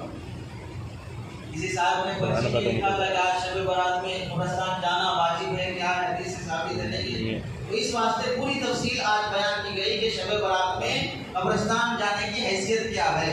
زندگی میں کبھی ایک بار اکیلے چلے کے جا کے آ گئے کوئی حرج نہیں ہے. ہر سال جماعت کی شکل میں جانا یہ حدیث سے ثابت نہیں ہے. اور ایسی شب برات کے موقع پر بعض لوگ حلوہ بھی پکاتے ہیں، میٹھا بناتے ہیں. اب بناتے نہیں بناتے نہیں معلوم، اب آپ لوگ بولیں گے جو کھا کے آئے ہیں. اور حلوے کا عقیدہ یہ ہے کہ شب برات میں اللہ کے نبی صلی اللہ علیہ وسلم کے دندان مبارک شہید ہو گئے تھے اور اللہ کے نبی نے حلوہ تناول فرمایا تھا. اور بعض لوگوں کا عقیدہ یہ ہے کہ حضرت حمزہ رضی اللہ عنہ کی شہادت ہوئی تھی اور ان کی فاتحات پر ہم آج حلوہ بنا کے ان کا اظہار ثواب کر رہے ہیں. اس واسطے شب برات میں حلوہ بنانے کا، میٹھا بنانے کا بھی رواج ہے. لیکن یہ دونوں باتیں غلط ہیں. اللہ کے نبی صلی اللہ علیہ وسلم کے دندان مبارک شہید ہوئے تھے شوال کے مہینے میں، شعبان کے مہینے میں نہیں. اس واسطے کہ دندان مبارک جو شہید ہوئے وہ جنگ احد میں ہوئے تھے. غزوہ احد شوال میں ہوا ہے، شعبان میں نہیں ہوا ہے. تو یہ پہلی بات ہی غلط ہے کہ شعبان میں دندان مبارک شہید ہوئے تھے، حالانکہ شوال میں ہوئے تھے. دوسری بات یہ کہ اگر ہم تھوڑی دیر کے لیے آپ کی بات مان لیں کہ شعبان کے مہینے میں دندان مبارک شہید ہوئے تھے، اس واسطے حلوہ کھائے تھے اللہ کے نبی، تو ظاہر سی بات ہے شب برات ہے بول کے تو نہیں کھائے، دندان مبارک شہید ہوئے بول کے کھائے ہیں. تو آپ اگر سنت پہ عمل کرنا چاہتے ہیں تو پہلے دندان مبارک آپ اپنے شہید کر لیجئے، اس کے بعد ہم پورا شعبان آپ کو حلوہ کھلائیں گے. یہ ہوتی ہے اتباع. پہلے تو محنت کرو ایسی دین کو پھیلانے کی، تبلیغ کی، لوگوں تک دین پہنچانے کی ایسی محنت کرو کہ اس محنت میں وہ مقام آ جائے کہ آپ کے دان شہید ہو جائیں. پھر اس کے بعد دنیا آپ کو حلوہ کھلائے گی بلکہ زندگی حلوے پہ گزرے گی. یہ سب چیزیں آپ نہیں کھا سکتے ہیں، حلوے پہ گزارا ہوگا. یہ تو ایسے ہی ہوا نا کہ بھائی میٹھا میٹھا ہم گڑوا گڑوا اردو بولے ایسا ہوا. گنگا نے مبارک تو شہید کرنے تیار نہیں ہے اور حلوہ کھانے کے لیے تیار ہے. پہلی بات یہ غلط ہے. اور حضرت حمزہ رضی اللہ عنہ شہید ہوئے، ان کے فاتحہ ایصال ثواب. حضرت حمزہ بھی غزوہ احد میں شہید ہوئے تھے اور غزوہ احد شوال میں ہوا تھا. اور پھر فاتحہ اگر کسی کی بھی کرنا ہے تو اس کا یہ کون سا طریقہ ہے کہ شب برات ہی میں حلوہ پکا کر ہی فاتحہ کرنا چاہ رہے ہیں، ثواب پہنچانا چاہ رہے ہیں. ہم اہل سنت والجماعت والے ہیں تو پھر ہمیں ایصال ثواب کرنا ہے تو پورا سال ہم ایصال ثواب کر سکتے ہیں. حلوے کا ایصال ثواب کیا، بریانی کا بھی کر سکتے ہیں، کپڑوں کا کر سکتے ہیں، پیسوں کا کر سکتے ہیں، کسی یتیم بیوہ کی مدد کر کے اس کا ایصال ثواب کر سکتے ہیں. ہر کام میں ایصال ثواب کرنے کے لیے حلوہ بنائیں گے، اس میں سے ایک پلیٹ دے دیں گے ایصال ثواب کا، باقی پورا بھگونا پتیلی اپنے پیٹ میں جائے گا. یہ کس کے ثواب میں ہوگا؟ پھر ایک پلیٹ تو حضرت حمزہ کے ایصال ثواب کے لیے، باقی پوری پتیلی کس کے ثواب میں جا رہی ہے؟ یہ حلوہ بنانے کی بھی جو رسم ہے شب برات کی، یہ بھی غلط ہے. اور ایسی بات ابھی ایک صاحب کا کلپ آیا، ایک مولانا بھیجے کہ یہ صحیح ہے غلط ہے، تھوڑا دیکھ کے بتائیے. تو ایک صاحب بیان کر رہے تھے کہ شب برات میں آپ لوگ ایک کام یہ کیجیے کہ مغرب کی اذان سے پہلے 20 منٹ یا کتنی مرتبہ درود شریف کا اہتمام کر لیں تو پھر آگے شعبان شب برات تک آپ کو کوئی بیماری نہیں آئے گی اور کچھ فاقہ نہیں ہوگا اور آپ کے سب گناہ بخش جائیں گے. اور یہ بھی کہتے وہ صاحب کہ 80 سال کے آپ کے گناہ معاف ہو جائیں. مغرب کی نماز اذان سے 20 منٹ پہلے تسبیح لے کے بیٹھے. ایک عمل تو انہوں نے بتایا اور دوسرا عمل انہوں نے یہ بتایا کہ آج کے رات پانی گرم کر کے اس میں ہر آدمی 7 بیری کے پتے ڈال لے اپنی طرف سے. پانی اگر سب نہا رہے ایک ساتھ گرم کر رہے ہیں، آپ کے ساتھ پتے آپ کے ساتھ پتے آپ کے ساتھ پتے ڈال لیں اور پھر اس پانی سے آپ نہائیں تو پھر آپ کو اگلے شعبان تک کوئی بڑی بیماری آپ کو نہیں لگے گی. یہ کسی بابا کا تو عمل ہے، یہ کسی حدیث کا عمل نہیں. کوئی بڑا حیدرآباد کے کوئی بڑے بابا ہوں گے، سوامی ہوں گے کوئی بڑے، ان کا یہ عمل ہے. یہ کسی صحابی کا یا کسی نبی کا عمل نہیں. بیری کے پتے ڈال کے نہلانے کا جو طریقہ ہمارے معاشرے میں رائج ہے وہ میت کو ہے. تو 7 پتے ڈالیے تو پھر آپ کا یہ غسل آخری غسل ہو سکتا ہے. یہ وظیفوں کی چکر میں لوگ پتہ نہیں کیسے کیسے کام کر جاتے ہیں. ایسی کوئی بات شعبان کے متعلق ثابت نہیں ہے. اور ایسے ہی بعض لوگ یہ بھی شروع کر لیے ہیں کہ اس شب برات میں نفل نماز جماعت سے پڑھائی جاتی ہے، تہجد کی نماز جماعت سے پڑھائی جاتی ہے، صلاۃ التسبیح کی نماز جماعت سے پڑھائی جاتی ہے. یہ سب نفل نمازیں جماعت سے پڑھنے شروع کر دیتے ہیں، جبکہ اس رات کی فضیلت ہے. اس رات میں کوئی خاص عبادت حدیثوں میں منقول نہیں ہے اور نفل نماز لوگوں کو جمع کر کے جماعت کے ساتھ پڑھانا بھی حدیثوں سے ثابت نہیں ہے. اللہ کے نبی صلی اللہ علیہ وسلم کی پوری زندگی آپ دیکھ لیں، اللہ کے نبی تہجد پڑھ رہے ہیں تو کبھی حضرت ابن عباس پیچھے آگے کھڑے ہو گئے، کبھی دوسرے صحابی آگے کھڑے ہو گئے. اور آپ کا تہجد پڑھنا گھر میں ہوتا تھا، مسجد میں نہیں ہوتا تھا. گھر میں تہجد پڑھتے تھے تو گھر کے 2-4 افراد جمع ہو گئے، 1-2 آدمی جمع ہو جاتے تھے اور جماعت سے تہجد ہو جاتی تھی. اب یہاں تو مستقل دعوت دے کر اعلان کر کے نفل نماز جماعت سے پڑھنا، یہ سمجھ لو کہ ہم اللہ کی شان میں اللہ کی طرف سے ملے ہوئے ایک انعام کی توہین اور تعطیل کر رہے ہیں. کیا مطلب؟ بادشاہ ایک عمومی میٹنگ رکھتا ہے، ایک خصوصی میٹنگ رکھتا ہے. یہ جو فرض نمازیں ہیں یہ ایک عمومی میٹنگ ہے، سب لوگ جماعت کی شکل میں مل کے اللہ سے بات کرنے کے لیے نماز میں شریک ہوتے ہیں. اس میں سب برابر ہیں، چھوٹا بڑا کوئی بھی اس میں فرق نہیں ہوتا. خصوصی میٹنگ اس سے تعلق ہوتا ہے، ان کو ٹائم دیتے ہیں، آپ الگ سے اکیلے میں ملیے بات کریں گے. تہجد کی نماز اللہ سے اکیلے میں ملنے کی بات ہے، اکیلے میں ملنے کا انعام ہے. اب آپ بتائیں، آپ کو اگر کوئی بھی بڑا آدمی MLA ہے، MP ہے، PM ہے، کوئی بھی شخص ہے، وہ اگر آپ کو اکیلے میں ملنے کا ٹائم دے اور آپ ایسی صورت میں پوری بستی والوں کو لے کے چلے گئے، میں آپ سے بات کرنے کے لیے آیا ہوں، وہ آپ کو گیٹ سی سے دھکے مار کے بھگا دے گا، میں آپ کو بلایا تھا، ان سب لوگوں کو نہیں بلایا تھا، یہ سب چمچے واپس کرو، نہیں لے گا وہ شخص۔ ایسی اللہ تعالیٰ تعجب کی اگر کسی کو توفیق دیتے ہیں تو مطلب یہ ہے کہ تعجب میں اللہ تعالیٰ اس بندے سے اکیلے میں بات کرنا چاہتے ہیں۔ اب وہ بندہ پوری پبلک کو لے کے آ رہا ہے تو اللہ کہتے ہیں کہ اب تیرے سے بات نہیں کرنا۔ اس لیے سمجھ لو کہ تہجد کی نماز یا کوئی بھی نفل نماز آدمی جماعت سے پڑھنے کا اہتمام نہ کرے، یہ ایک طرح کی بدعت ہے، حدیثوں سے ثابت نہیں ہے۔ پرسنل ملاقات ہے اللہ سے، دل لگا کے آپ تہجد پڑھیے، زور زور سے قرآن پڑھیے، تہجد میں دو دو چار چار پارے پڑھیے اور رو رو کے پڑھیے، تب دیکھیے کتنا مزہ آتا ہے۔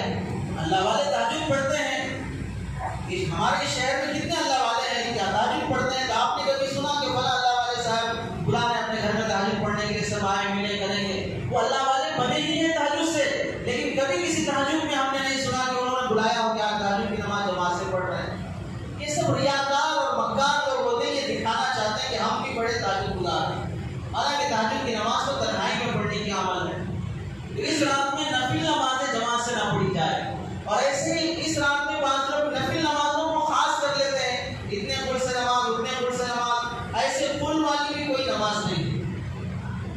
پل والی نماز سے بھی زیادہ بہتر اور ضروری یہ ہے کہ آپ لوگ آپ بھی اور آپ کے گھر والوں کو بھی قضائے عمری کی نمازیں پڑھنے کا اہتمام کروائیں۔ زندگی میں جو فرض نمازیں ہماری چھوٹ گئی ہیں ان کو دہرانا، ان کو پڑھنا ضروری ہے، اللہ اس کا حساب لیں گے۔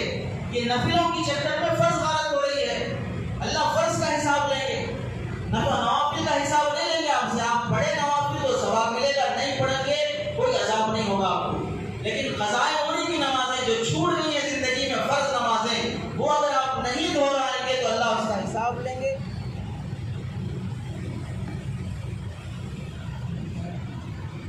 برات کی جہاں پر دوسرے معمولات ذکر کر رہے تھے، وہاں پر یہ بھی سن لیں، شب برات کے معاملات میں یہ بیان کی کوئی سنت نہیں ہے۔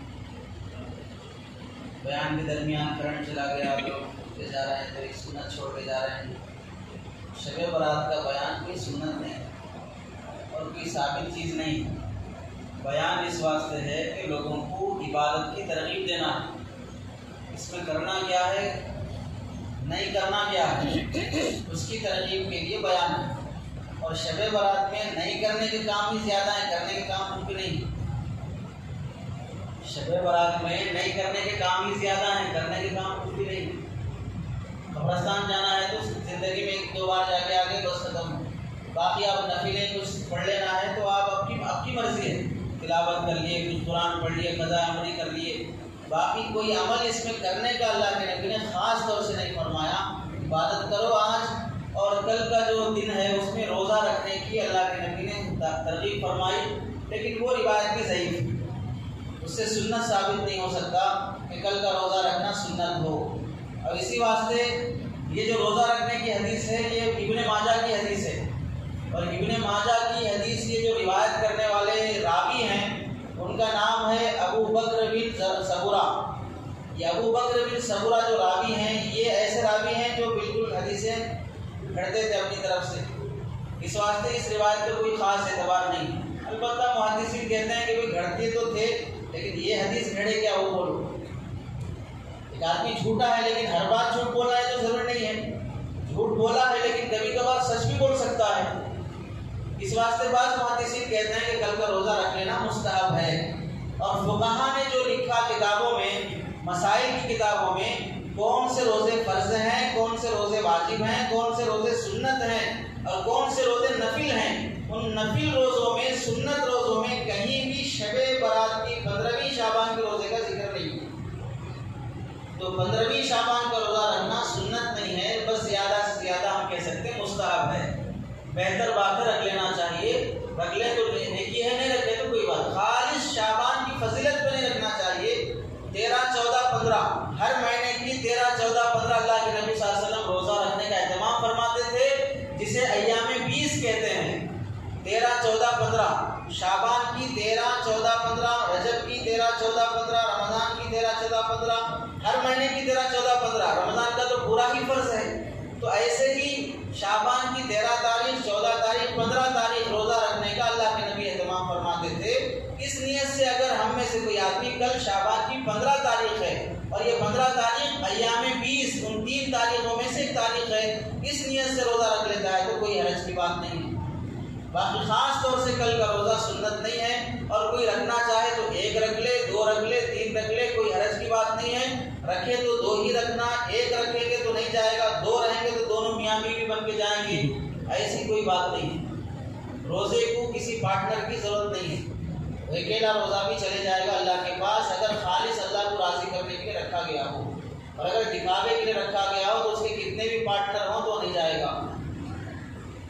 تو روزہ 1 رکھو 2 رکھو کوئی فرق نہیں ہے، رکھے تو 2 رکھنا، نہیں تو نہیں رکھنا، 1 روزہ قبول نہیں ہوتا، یہ سب بالکل بیکار باتیں ہیں۔ اگر کسی آدمی کو شوق ہے تو 2-4 بھی رکھ لے، نہیں رکھنا ہے کمزوری ہے تو نہیں رکھے، کوئی حرج نہیں، لیکن رکھ لینا بہتر ہے۔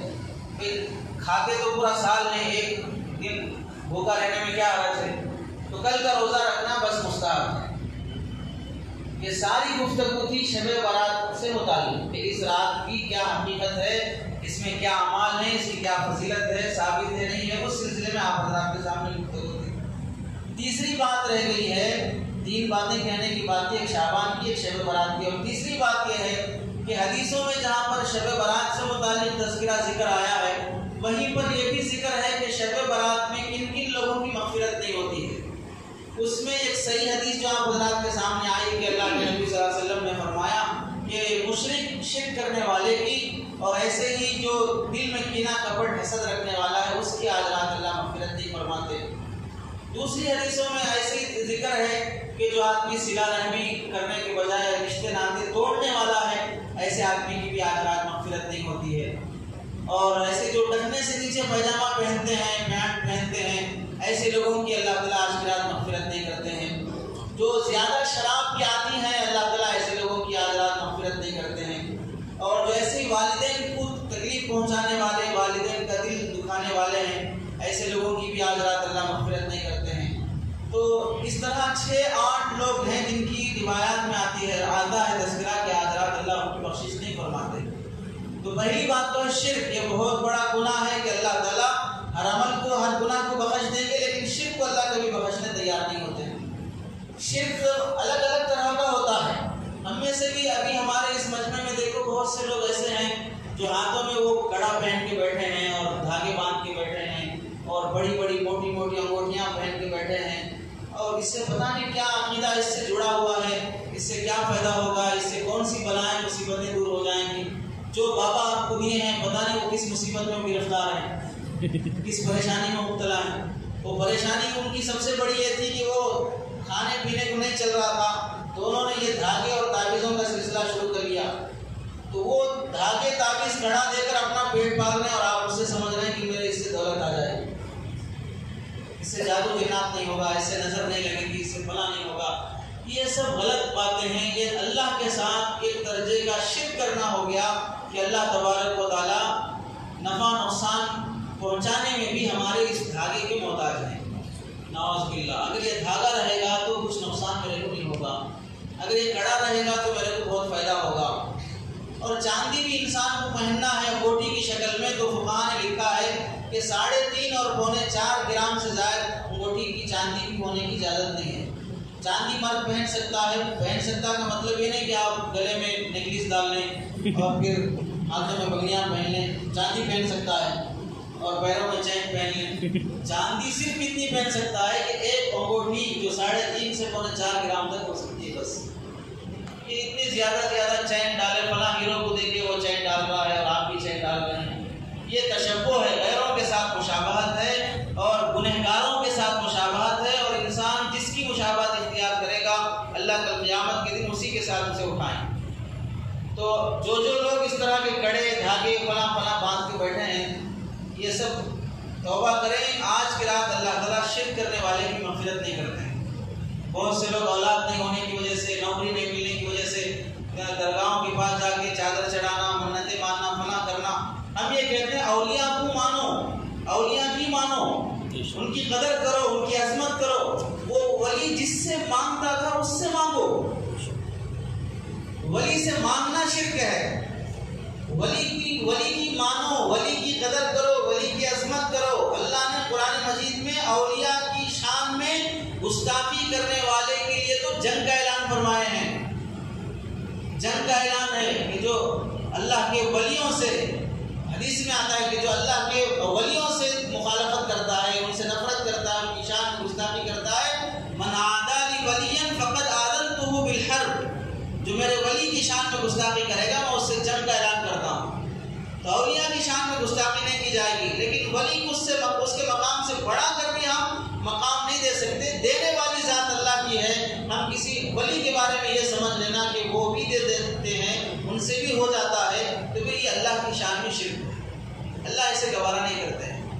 دوسرا، جو انسان کینہ کپٹ رکھتا ہے اپنے سینے میں، اللہ اس کی مغفرت نہیں کرتے. چھوٹی سی بات ہو گئی، جھگڑا ہو گیا، تھوڑا سا فلاں ہو گیا، اب دل میں اتنا غصہ اس کے متعلق رکھے ہیں، کہیں بھی دیکھا اس کی غیبت ہے، اور جب بھی بیٹھو اس کے بارے میں برائی ہے، جب بھی اس کے سامنے سے گزرے تو بولیں گے دیکھو ایسا آدمی ہے، فلاں ہے فلاں ہے. اس طرح دل میں کینہ کپٹ اگر رکھو گے تو اللہ تعالیٰ آج کی رات مغفرت نہیں کرے. ہم جس کے دل میں جس کے بارے میں کینہ رکھ رہے ہیں وہ کیسا ہے، اللہ اس کے گناہ بخش دیے، وہ رات کی تنہائیوں میں توبہ کر لیا، معافی مانگ لیا، اللہ اسے معاف کر دیے، وہ اپنے گناہوں سے پاک ہو گیا. آپ ایک بار دیکھ لیے اسے فلاں جگہ شراب پیتے ہوئے، ایک بار دیکھ لیا آپ اسے فلاں جگہ فلم تھیٹر سے نکلتے ہوئے، ایک بار دیکھ لیا آپ اسے رشوت لیتے ہوئے، لیکن ہمیشہ دماغ میں یہی بٹھا لیے میں دیکھ رہا ہوں آنکھوں سے وہ شراب پی رہا تھا. ایک بار دیکھے تھے، دوسری بار وہ توبہ کر لیا ہوگا. ایک بار تم دیکھے تھے رشوت لیتے ہوئے، دوسری بار وہ رشوت سے توبہ کر لیا ہوگا، لیکن اس ایک بار دیکھنے کو تم نے دماغ میں بٹھا کر ہر آنے جانے والے ساتھی کے سامنے اس کی برائی بیان کر کے اس کی تم نے جو عزت نکالی ہے، اس کے متعلق دل میں جو تم نے نفرت رکھی ہے، اس کی وجہ سے تمہاری مغفرت نہیں ہو رہی. وہ شرابی مغفرت پا لیا، وہ رشوت خور مغفرت پا لیا، وہ جھوٹ اور دھوکہ دے کے کمانے والا مغفرت پا لیا، لیکن تم اس کے بارے میں برا خیال کر کے تمہاری مغفرت محروم رہے گی. اس واسطے کسی کے دل میں کینہ نہ ہو، حسد نہ ہو، بغض نہ ہو. اور ایسے ہی جو ٹکنے سے نیچے پیجامہ پہنتے ہیں، اس سے بھی کوئی فیشن اور کوئی عزت کی بات نہیں ہے. اب دیکھو، اب ٹکنے سے اوپر پہننا لڑکیوں کے لیے فیشن بن گیا. اب بتاؤ، نیچے پہننا فیشن تھا، اب اوپر پہننا فیشن ہو گیا. اب ٹکنے سے اوپر پہن کے آ رہے ہیں، لڑکیاں بھی اوپر پہن رہے ہیں، اور لڑکوں کی بھی ایسے پینٹ آ رہے ہیں جو ٹکنے سے اوپر ہوتے ہیں، فیشن کے طور پہ آ رہے ہیں. اب کوئی ثواب نہیں ملے گا جو فیشن کے طور پہ پہن رہا. البتہ ٹکنے سے نیچے نہیں پہننے کا گناہ بھی نہیں ہوگا، کیونکہ ٹکنے سے نیچے نہیں پہن رہا ہے. اب ٹکنے سے اوپر پہننے کا جو ثواب ملنا چاہیے تھا وہ ثواب نہیں ملے گا، کیونکہ اب تمہاری نیت فیشن پہ چلنے کی ہے، سنت پہ چلنے کی نہیں ہے. تو جو ٹکنے سے نیچے پیجامہ پہنتے ہیں، پینٹ پہنتے ہیں، اللہ ان کی مغفرت نہیں کریں گے. اور ایسے ہی اللہ تعالیٰ جو صلہ رحمی نہیں کرتے، رشتہ داروں کا حق ادا نہیں کرتے، رشتے ناطے توڑ کے جیتے ہیں، بہن سے رشتہ توڑ لیے، باپ سے رشتہ توڑ لیے، اور بھائی سے رشتہ توڑ لیے، اللہ ایسے لوگوں کی آج کی رات مغفرت نہیں کرتے. اور ایسے ہی جو والدین کو ستاتے ہیں، تکلیف پہنچاتے ہیں، ان کے دل کو ٹھیس پہنچاتے ہیں، اللہ آج کی رات ان کی مغفرت نہیں کرے. بہت خطرناک بات ہے، ڈرنے کی بات ہے. جن ماں باپ نے ہمیں پالا بڑا کیا، دکھ درد کو سمجھا کہ ہمارے فاقے ہمیں کھلایا، خود بھوکے رہے، فاقہ برداشت کیا. دیکھو کتنے لوگ کوئی مزدوری کرتے ہیں، ہوٹل میں کام کرتے ہیں، اور مارکیٹ میں تھیلے موٹے اٹھاتے ہیں، اور گالیاں سنتے ہیں اپنے آنر کے، جوتے کھاتے ہیں، اور ماں بہن کی لوگ گالیاں دیتے ہیں. یہ سب برداشت کر کے وہ بچے کو پالنے کے لیے، بیوی کو پالنے کے لیے کتنی محنت مجاہدے کر رہے ہیں لوگ. اور ایسا محنت مشقت سے پالنے کے بعد اگر بچہ بڑا ہونے کے بعد اس باپ کو چھوڑ کے چلا جائے اور اس باپ کی قدر نہ کرے، اس کی خدمت نہ کرے، تو اس باپ کے دل سے کتنی آہ نکلے گی. اور کتنے بڑے ایسے دیندار ماں باپ ہیں جو کہہ نہیں سکتے کسی سے، باپ نمازی ہے، باپ نیک ہے ماشاءاللہ، لیکن بیٹے ایسے خراب اور نالائق نکلیں کہ کسی کو سنا نہیں سکتا. اب چونکہ لوگوں کا بھی مزاج ہے کہ کسی نے جو کہا ہے کہ بھائی کسی کو اپنا غم نہ سناؤ، لوگ مٹھی میں نمک لیے پھر رہے ہیں، تم غم سناؤ گے تو اور نمک ڈالتے اس کا، اور تمہارے چھیڑے کے پریشان کریں گے. کوئی تسلی دینے والا نہیں مل رہا ہے، اور دل کو ٹھیس پہنچانے والے، تکلیف دینے والے مل رہے ہیں. تو بیچارے روتے ہیں، پریشان ہوتے ہیں. بچہ ہے، بات نہیں کر رہا ہے. ابھی پچھلا جمعہ نہیں تھا، سفر میں تھا بنگلور، تو وہاں ایک صاحب ملے، ڈرائیور، پوچھا بچے کیسے ہیں، فلاں ہیں. تو بیچارہ پوچھنے پر ہی رو دیا. وہ ایک ہی بیٹا ہے، حافظ بنانے کے لیے یہاں سے حیدرآباد آیا تھا میں، اور فلاں سٹاپل منڈی کے مدرسے میں چھوڑا تھا، پھر سے نکل گیا اور وہ نکلنا تھا آج تک وہ ہمارے پاس واپس نہیں آیا. ہمارے شہر میں رہتا ہے اور بیوی بچے کر لیا ہے لیکن ہماری خیریت نہیں پوچھتا. باپ کے دل میں کیا گزر رہا ہو, کس محبت سے اسے پالے ہیں, کس لاڑ سے اسے پالے ہیں, اس کے دکھ درد کو کتنا سمجھے ہیں. بیمار ہو جاتا تو ماں باپ کتنا پریشان ہو جاتے ہیں. بڑا سا بڑا دیندار بھی ہمارا بھی حال ہوتا ہے کہ بچہ بیمار ہو گیا تو ہم بھی قابو ہو جاتے ہیں. اللہ کی ذات بھی یقین ہے, نفع نقصان کا وہی مالک ہے, زندگی موت اس کے ہاتھ میں. پھر بھی بچے جب بیمار ہو جاتے ہیں تو آدمی بے قابو ہو جاتا ہے, کیونکہ بچے زیادہ ٹائم نہیں دیتے. اگر جلدی وقت پہ علاج نہیں کرا گیا تو بڑا آدمی بڑی عمر والا جتنا ٹائم دیتا ہے بچے اتنا ٹائم نہیں دیتے ہیں, وہ ان کا جلدی فیصلہ ہو جاتا ہے. تو آدمی ڈر جاتا ہے بچوں کے سلسلے میں. تو آج وہی ماں باپ کو چھوڑ کے اپنی عیاشی کر رہا ہے, بیوی کے ساتھ اور بچوں کے ساتھ زندگی گزار رہا ہے, تو ماں باپ کی آہ جو لگے گی تو اسے آج کی رات کی مغفرت نہیں ہوتی جو شب برات ہے, اور آگے جو شب قدر ہے اس میں بھی اللہ تعالیٰ اس کی مغفرت نہیں کرتے.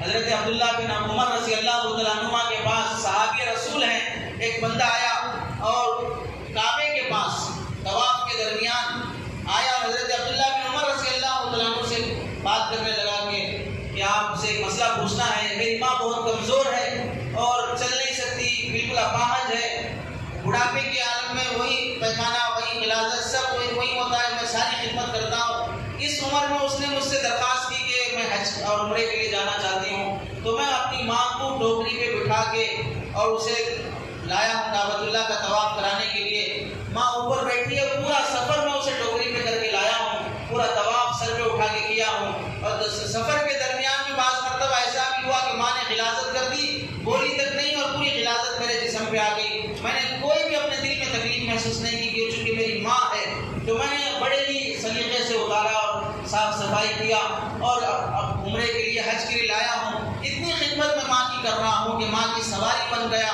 ماں کا نوکر بن گیا, ماں کا خادم بن گیا, ہر طرح کی خدمت کر رہا ہوں. تو کیا اتنی خدمت کے بعد اگر ماں کی اس خدمت کے بعد اللہ راضی ہو کر اللہ میرے ماں نے میرا جو حق ادا کیا, میری ماں نے جو میری خدمت کی ہے وہ خدمت کا حق ادا ہو جائے گا. ماں نے بچپن میں جو میری خدمت کی ہے اس خدمت کا حق ماں کی اب میں کر رہا ہوں تو حق ادا ہوگا یا نہیں ہوگا. حضرت عبداللہ بن عمر رضی اللہ تعالیٰ عنہ نے فرمایا ماشاء اللہ تو نے بہت اچھا اپنی ماں کی خدمت کیا, قابل تعریف ہے کہ تو نے تیرے ماں کی خدمت اور قدر کی, عظمت کی, لیکن ایک بات یہ بھی سن لے کہ تو نے تو اپنی ماں کی جو اتنی خدمت کی ہے یہ ساری خدمت جب تو اپنی ماں کے پیٹ میں 9 مہینے تھا ان مہینوں کے درمیان میں کبھی سیڑھی چڑھتے ہوئے اترتے ہوئے درمیان میں ماں جب تکلیف کی وجہ سے جو ایک آہ زبان سے نکلی ہوگی اس آہ کے برابر بھی تیری خدمت نہیں ہو سکتی. 9 مہینے میں کبھی تکلیف جو ماں صحیح ہوگی اس آہ کے برابر بھی تیری اس طرح کی خدمت نہیں ہو سکتی ہے. اب اندازہ کرو کہ کون ہے ہمارے میں سے جو ماں کی ایسی خدمت کر رہا ہو.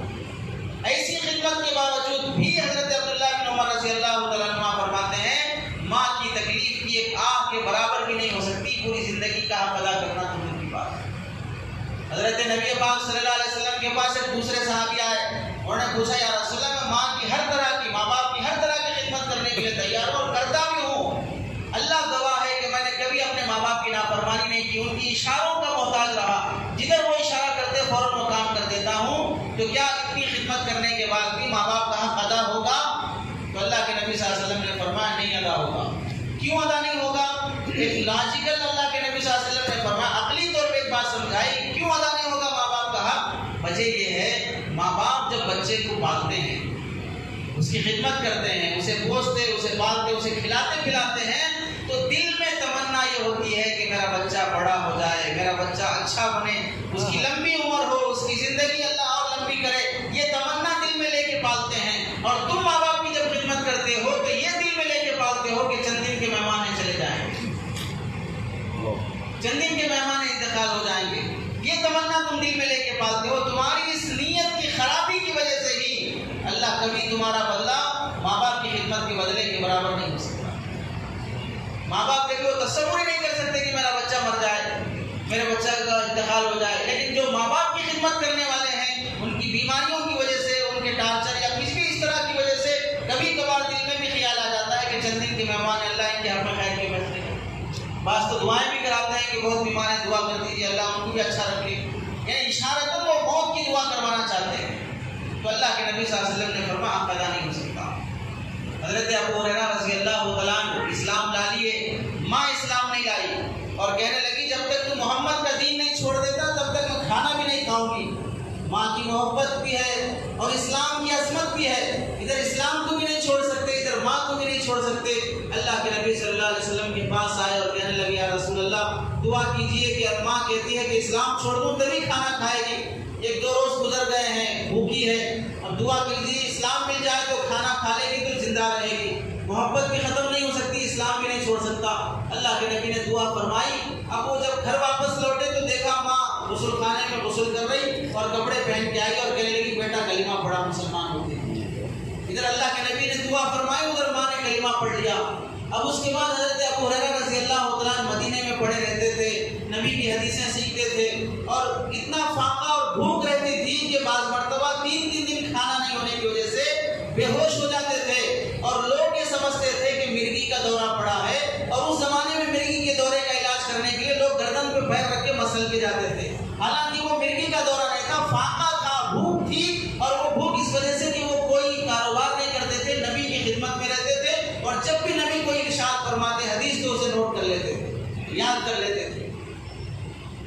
4 سال نبی کی صحبت پائی حضرت ابو ہریرہ رضی اللہ تعالیٰ 4 سال تک کوئی کاروبار نہیں کیا، نبی کے در پہ پڑے رہتے تھے اور اللہ کے نبی صلی اللہ علیہ وسلم سے عرض کرتے یا رسول اللہ میرے لیے دعا کر دیجیے جو سنتا ہوں یاد رہ جائے، بھول جاتا ہوں، آپ کی باتیں مجھے یاد رہ جائیں اس کے لیے دعا فرما دیجیے۔ تو اللہ کے نبی صلی اللہ علیہ وسلم نے فرمایا بخاری شریف کی حدیث ہے رومال لاؤ، جب وہ رومال لائے تو بچھایا، بچھانے کے بعد اللہ کے نبی نے اس طرح خالی ہاتھ اٹھا کے اس طرح رومال پہ ڈالا، اس کے بعد فرمایا رومال اپنے سینے سے لگا، وہ رومال اپنے سینے سے لگا لی وہ دن، اور اس کے بعد حضرت ابو ہریرہ فرماتے ہیں کہ آج کا دن 10 سال گزرنے کے بعد جو بات بھی میں نے نبی سے سنی ہے آج تک کوئی بات میں نہیں بھولا، آج تک میں کوئی بات نہیں بھولا۔ وقت کا بادشاہ حضرت ابو ہریرہ رضی اللہ تعالیٰ عنہ کے اوپر ڈاؤٹ کرنے لگا، اتنی حدیثیں بیان کرتے، اتنی حدیثیں ان کو کہاں سے یاد ہے، اپنی طرف سے وہ بول رہے ہوں گے۔ تو بادشاہ ایک دن مہمان بنا کے بلایا کہ آپ ہمارے یہاں تشریف لائیے، کھانا سجایا اور کھانے کے بعد کہا کہ آپ سے ہم لوگ 100 حدیثیں سننا چاہتے ہیں، 100 حدیثیں سنا دی۔ پھر 1 سال کے بعد پھر بلایا دعوت کے بہانے اور وہ 100 حدیثیں پردے کے پیچھے نوٹ کرایا، ان کی پوری حدیثیں نوٹ کرو۔ پھر 1 سال کے بعد بلایا حضرت ابو ہریرہ سے فرمایا گزشتہ سال آپ آئے تھے بڑی اچھی حدیثیں بیان کیے تھے، وہی حدیثیں ہم کو سنائیں، وہی 100 حدیثیں ہم کو سنائیے۔ تو حضرت ابو ہریرہ رضی اللہ عنہ نے وہی 100 حدیثیں سنائی، پہلے جو سنائی تھی اب بھی وہی پہلے سنائی، دوسرے نمبر پہ جو سنائی اب بھی دوسرے نمبر پہ سنائی، حدیث کا نمبر بھی نہیں بدلا۔ اتنی ذہانت اللہ تعالیٰ نے حضرت ابو ہریرہ رضی اللہ عنہ کو دی تھی، اتنا فاقہ تھا، علم اللہ نے اتنا دیا تھا، اور ایک وقت وہ بھی آیا کہ اللہ تعالیٰ نے وقت کا گورنر بنا دیا اور شاندار کپڑے پہنتے تھے اور بھاری سوٹ جو انسان پہنتا تھا اس بھاری لباس اور کپڑے سے ناک صاف کرتے تھے، اتنی دولت اللہ نے دی تھی۔ اب جب گورنر بن گئے اس وقت حضرت ابو ہریرہ رضی اللہ عنہ اپنی گورنری کے سیٹ پہ بیٹھنے کے لیے جب جاتے تھے، جانے سے پہلے سب سیدھے اپنی امی کے پاس آتے، بوڑھی والدہ کے پاس آ کر انہیں سلام کرتے السلام علیکم ورحمۃ اللہ یا اماں، امی جان آپ کو سلام ہو۔ پھر اس کے بعد دعا دیتے ماں کو رحمک اللہ کما ربیتنی، اللہ آپ پہ رحمت نازل کرے جیسے آپ نے مجھے بچپن میں میری تربیت کی ہے، اللہ آپ پر اب ایسی رحمت فرمائے، رحمت نازل فرمائے۔ تو ماں انہیں جواب میں کہتی وعلیکم السلام ورحمۃ اللہ یا بنیا رحمک اللہ کما عززتنی کبیرہ، جیسے کما بررتنی کبیرہ، تم بڑے ہو کر جو مجھے مقام دے رہے ہو، عزت دے رہے ہو، اللہ اس عزت کے بدلے تم پہ رحمت نازل فرمائے۔ اب بتاؤ ایک ماں کی دعائیں اپنے بیٹے کے حق میں، اور بیٹا بھی صحابی ابو ہریرہ رضی اللہ عنہ کتنی قبول ہوں گی، اس واسطے زیادہ حدیثیں جنہوں نے نقل کی ہیں ان میں سے حضرت ابو ہریرہ بھی، نبی کی حدیثوں کی حفاظت کرنے والے۔ تو بزرگوں یہ بڑے بڑے گناہ ہیں، ان سے توبہ کر لو، اور یہ وہ گناہ ہیں جو حقوق اللہ سے تعلق نہیں رکھتے، حقوق العباد سے تعلق رکھتے ہیں۔ شرک ایک گناہ ہے جو اللہ کا حق ہے، باقی دل میں کینہ رکھنا بندے کا حق، اور شراب پینا اس سے معاشرہ کتنا بدنام ہوتا ہے، کتنا بگڑ جاتا ہے، رشتے ناطے توڑنا، اور ایسے جتنی دوسری باتیں ہیں، یہ سب حقوق و لباس سے متعلق ہیں۔ بندے کے حق کے بارے میں آدمی ڈرنا چاہیے، احتیاط کرنا چاہیے۔ بندے کے حقوق میں اگر کوتاہی ہوتی ہے تو پھر اللہ تعالیٰ اسی سے بدلہ دلاتے ہیں۔ اور آخری بات یہ بھی سن لیں کہ ایسے عظیم راتوں میں بہت سے لوگ بیانات بھی کرتے ہیں، جیسے یہاں پر بھی ہو رہا ہے اور یوٹیوب پہ بھی آتے ہیں، فلاں ہوتا ہے، تو بعض لوگ ایسے بھی ہیں جو ایسے مسلکی بیانات بھی ہو جاتے ہیں جس میں صرف ایک دوسرے سے جھگڑے کی باتیں رہتی ہیں، باقی کوئی عمل کا پیغام، کوئی علم کا پیغام، کوئی آدمی شریعت کو جانے، اسلام کو جانے، ایسا کوئی پیغام ملتا ہو۔ ایسے بھی ہوتے ہیں، بعض ایسے بھی ہوتے ہیں جو صرف اپنی کرسی سنبھالنا چاہتے ہیں، اچھے برے ہر طرح کے لوگ رہتے ہیں۔ ہمیں یاد ہونا چاہیے کہ یہ زمانہ جس سے ہم گزر رہے ہیں یہ جھگڑوں کا، اختلاف کا زمانہ نہیں ہے، یہ لڑائی کا دور نہیں ہے۔ مسلمان لڑے، مسلمان ایک دوسرے سے جھگڑا کرے، ایک دوسرے کے خلاف زبان درازی کرے، ہم اس دور سے نہیں گزر رہے ہیں۔ خواہ کسی بھی مسلک کا ہو، دشمن کی گولی اب مسلمان کی طرف ہے، دشمن کا نشانہ مسلمان کی طرف ہے۔ حضرت مولانا سجاد صاحب نعمانی دعوت برکاتہ نے لکھا، حضرت عبداللہ بن عمر بن عاص رضی اللہ تعالیٰ عنہ کے زمانے میں جب وہ اسلام فتح کرتے ہوئے، ملکوں کو فتح کرتے ہوئے آگے بڑھ رہے تھے، تو ایک ایسے شہر میں داخل ہوئے جو عیسائیوں کا شہر تھا۔ جب اس شہر میں داخل ہوئے تو ظاہر سی بات ہے، ایک آدمی جنگ کر کے لڑ کے آنا چاہ رہا ہے تو سامنے سے دشمن بھی اسے لڑے گا اور اپنے آپ کا دفاع کرنے کی کوشش کرے گا، لیکن جس شہر میں داخل ہو رہے ہیں وہاں کوئی انہیں روک نہیں رہا، دروازہ کھلا ہے، کوئی تلوار تیر لے کے آگے نہیں آ رہا ہے، آرام سے اپنی فوج لے کے داخل ہو گئے۔ دیکھا پورے گاؤں میں کوئی جوان مرد نہیں ہے، کوئی پہلوان نہیں ہے، بچے ہیں، بوڑھے ہیں، عورتیں ہیں، سارے جوان گاؤں سے غائب ہیں۔ تو حضرت عبداللہ بن عمر بن عاص رضی اللہ تعالیٰ عنہ نے پوچھا کہ یہ سب لوگ کہاں چلے گئے؟ تو گاؤں والوں نے کیا جواب دیا؟ آج ہمارے گاؤں میں مناظرہ چل رہا ہے، عیسائیوں کا گاؤں کا ہو، آج ہمارے گاؤں میں مناظرہ چل رہا ہے، جھگڑا چل رہا ہے، ادھر ایک عیسائی پادری آیا ہے، ادھر ایک عیسائی پادری آیا ہے، اور اس دونوں عیسائی پادری کی طرف عیسائیوں کی ایک فوج ہے، عیسائیوں کے بڑے بڑے لوگ جماعتیں ہیں، اب دونوں ایک دوسرے سے جھگڑا کر رہے ہیں، مناظرہ چل رہا ہے۔ کس بات پہ مناظرہ چل رہا ہے؟ ٹاپک کیا ہے آج تمہارے جھگڑے کی، بحث کی؟ دو ٹاپک ہیں۔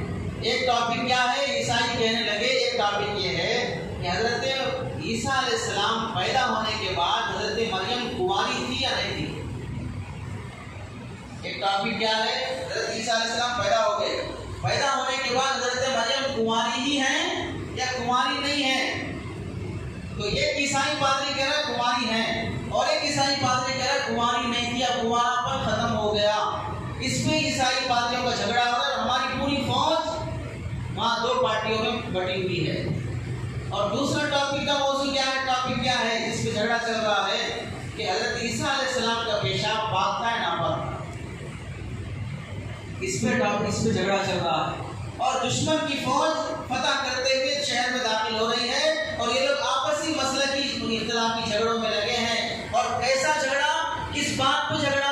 پیشاب پاک ہونے ناپاک ہونے پر، اور ایک عورت کے کنوارے پن کے باقی رہنے نہ رہنے پر، ایسی باتوں پہ جھگڑا ہو رہا ہے۔ ان باتوں کو سن کر صحابہ ہنسنے ہی والے تھے کہ حضرت عبداللہ بن عمر بن عاص رضی اللہ تعالیٰ نے غصے سے فرمایا، سنو، میں تمہیں اس دن سے ڈراتا ہوں کہ جو دن عیسائیوں کو آج دیکھنا پڑ رہا ہے کہ وہ چھوٹی باتوں میں جھگڑا کر رہے ہیں اور فوجیں انہیں فتح کرتی ہوئی ان کے شہروں میں داخل ہو رہی ہیں، کبھی کہیں ایسا نہ ہو کہ امت مسلمہ پر وہ وقت آ جائے کہ مسلمان آپس میں ایسی چھوٹی باتوں میں جھگڑا کر رہے ہوں اور غیر مسلم دشمن انہیں مارتے ہوئے فتح کرتے ہوئے ان کے شہروں میں داخل ہو جائے۔ اس دن سے ڈرو، ایسی چھوٹی باتوں میں جھگڑا کرنے اور اختلاف کرنے سے ڈرو۔ تو رمضان کے موقع پر بہت سے اختلاف کی بحثیں چھڑ جاتی ہیں، ایسے شب برات کے مسئلے بھی چھڑ جاتے ہیں۔ جو موت اختلاف کی بات کرے اسے سلام کر دو، اور جو بات آپ کی محبت اور پیغام کا ہے جس پر آپ عمل کر سکتے ہو اسے لے لو، باقی ہندوستان آزاد ہے، باقی ہندوستان آزاد ہے۔ وآخر دعوانا الحمد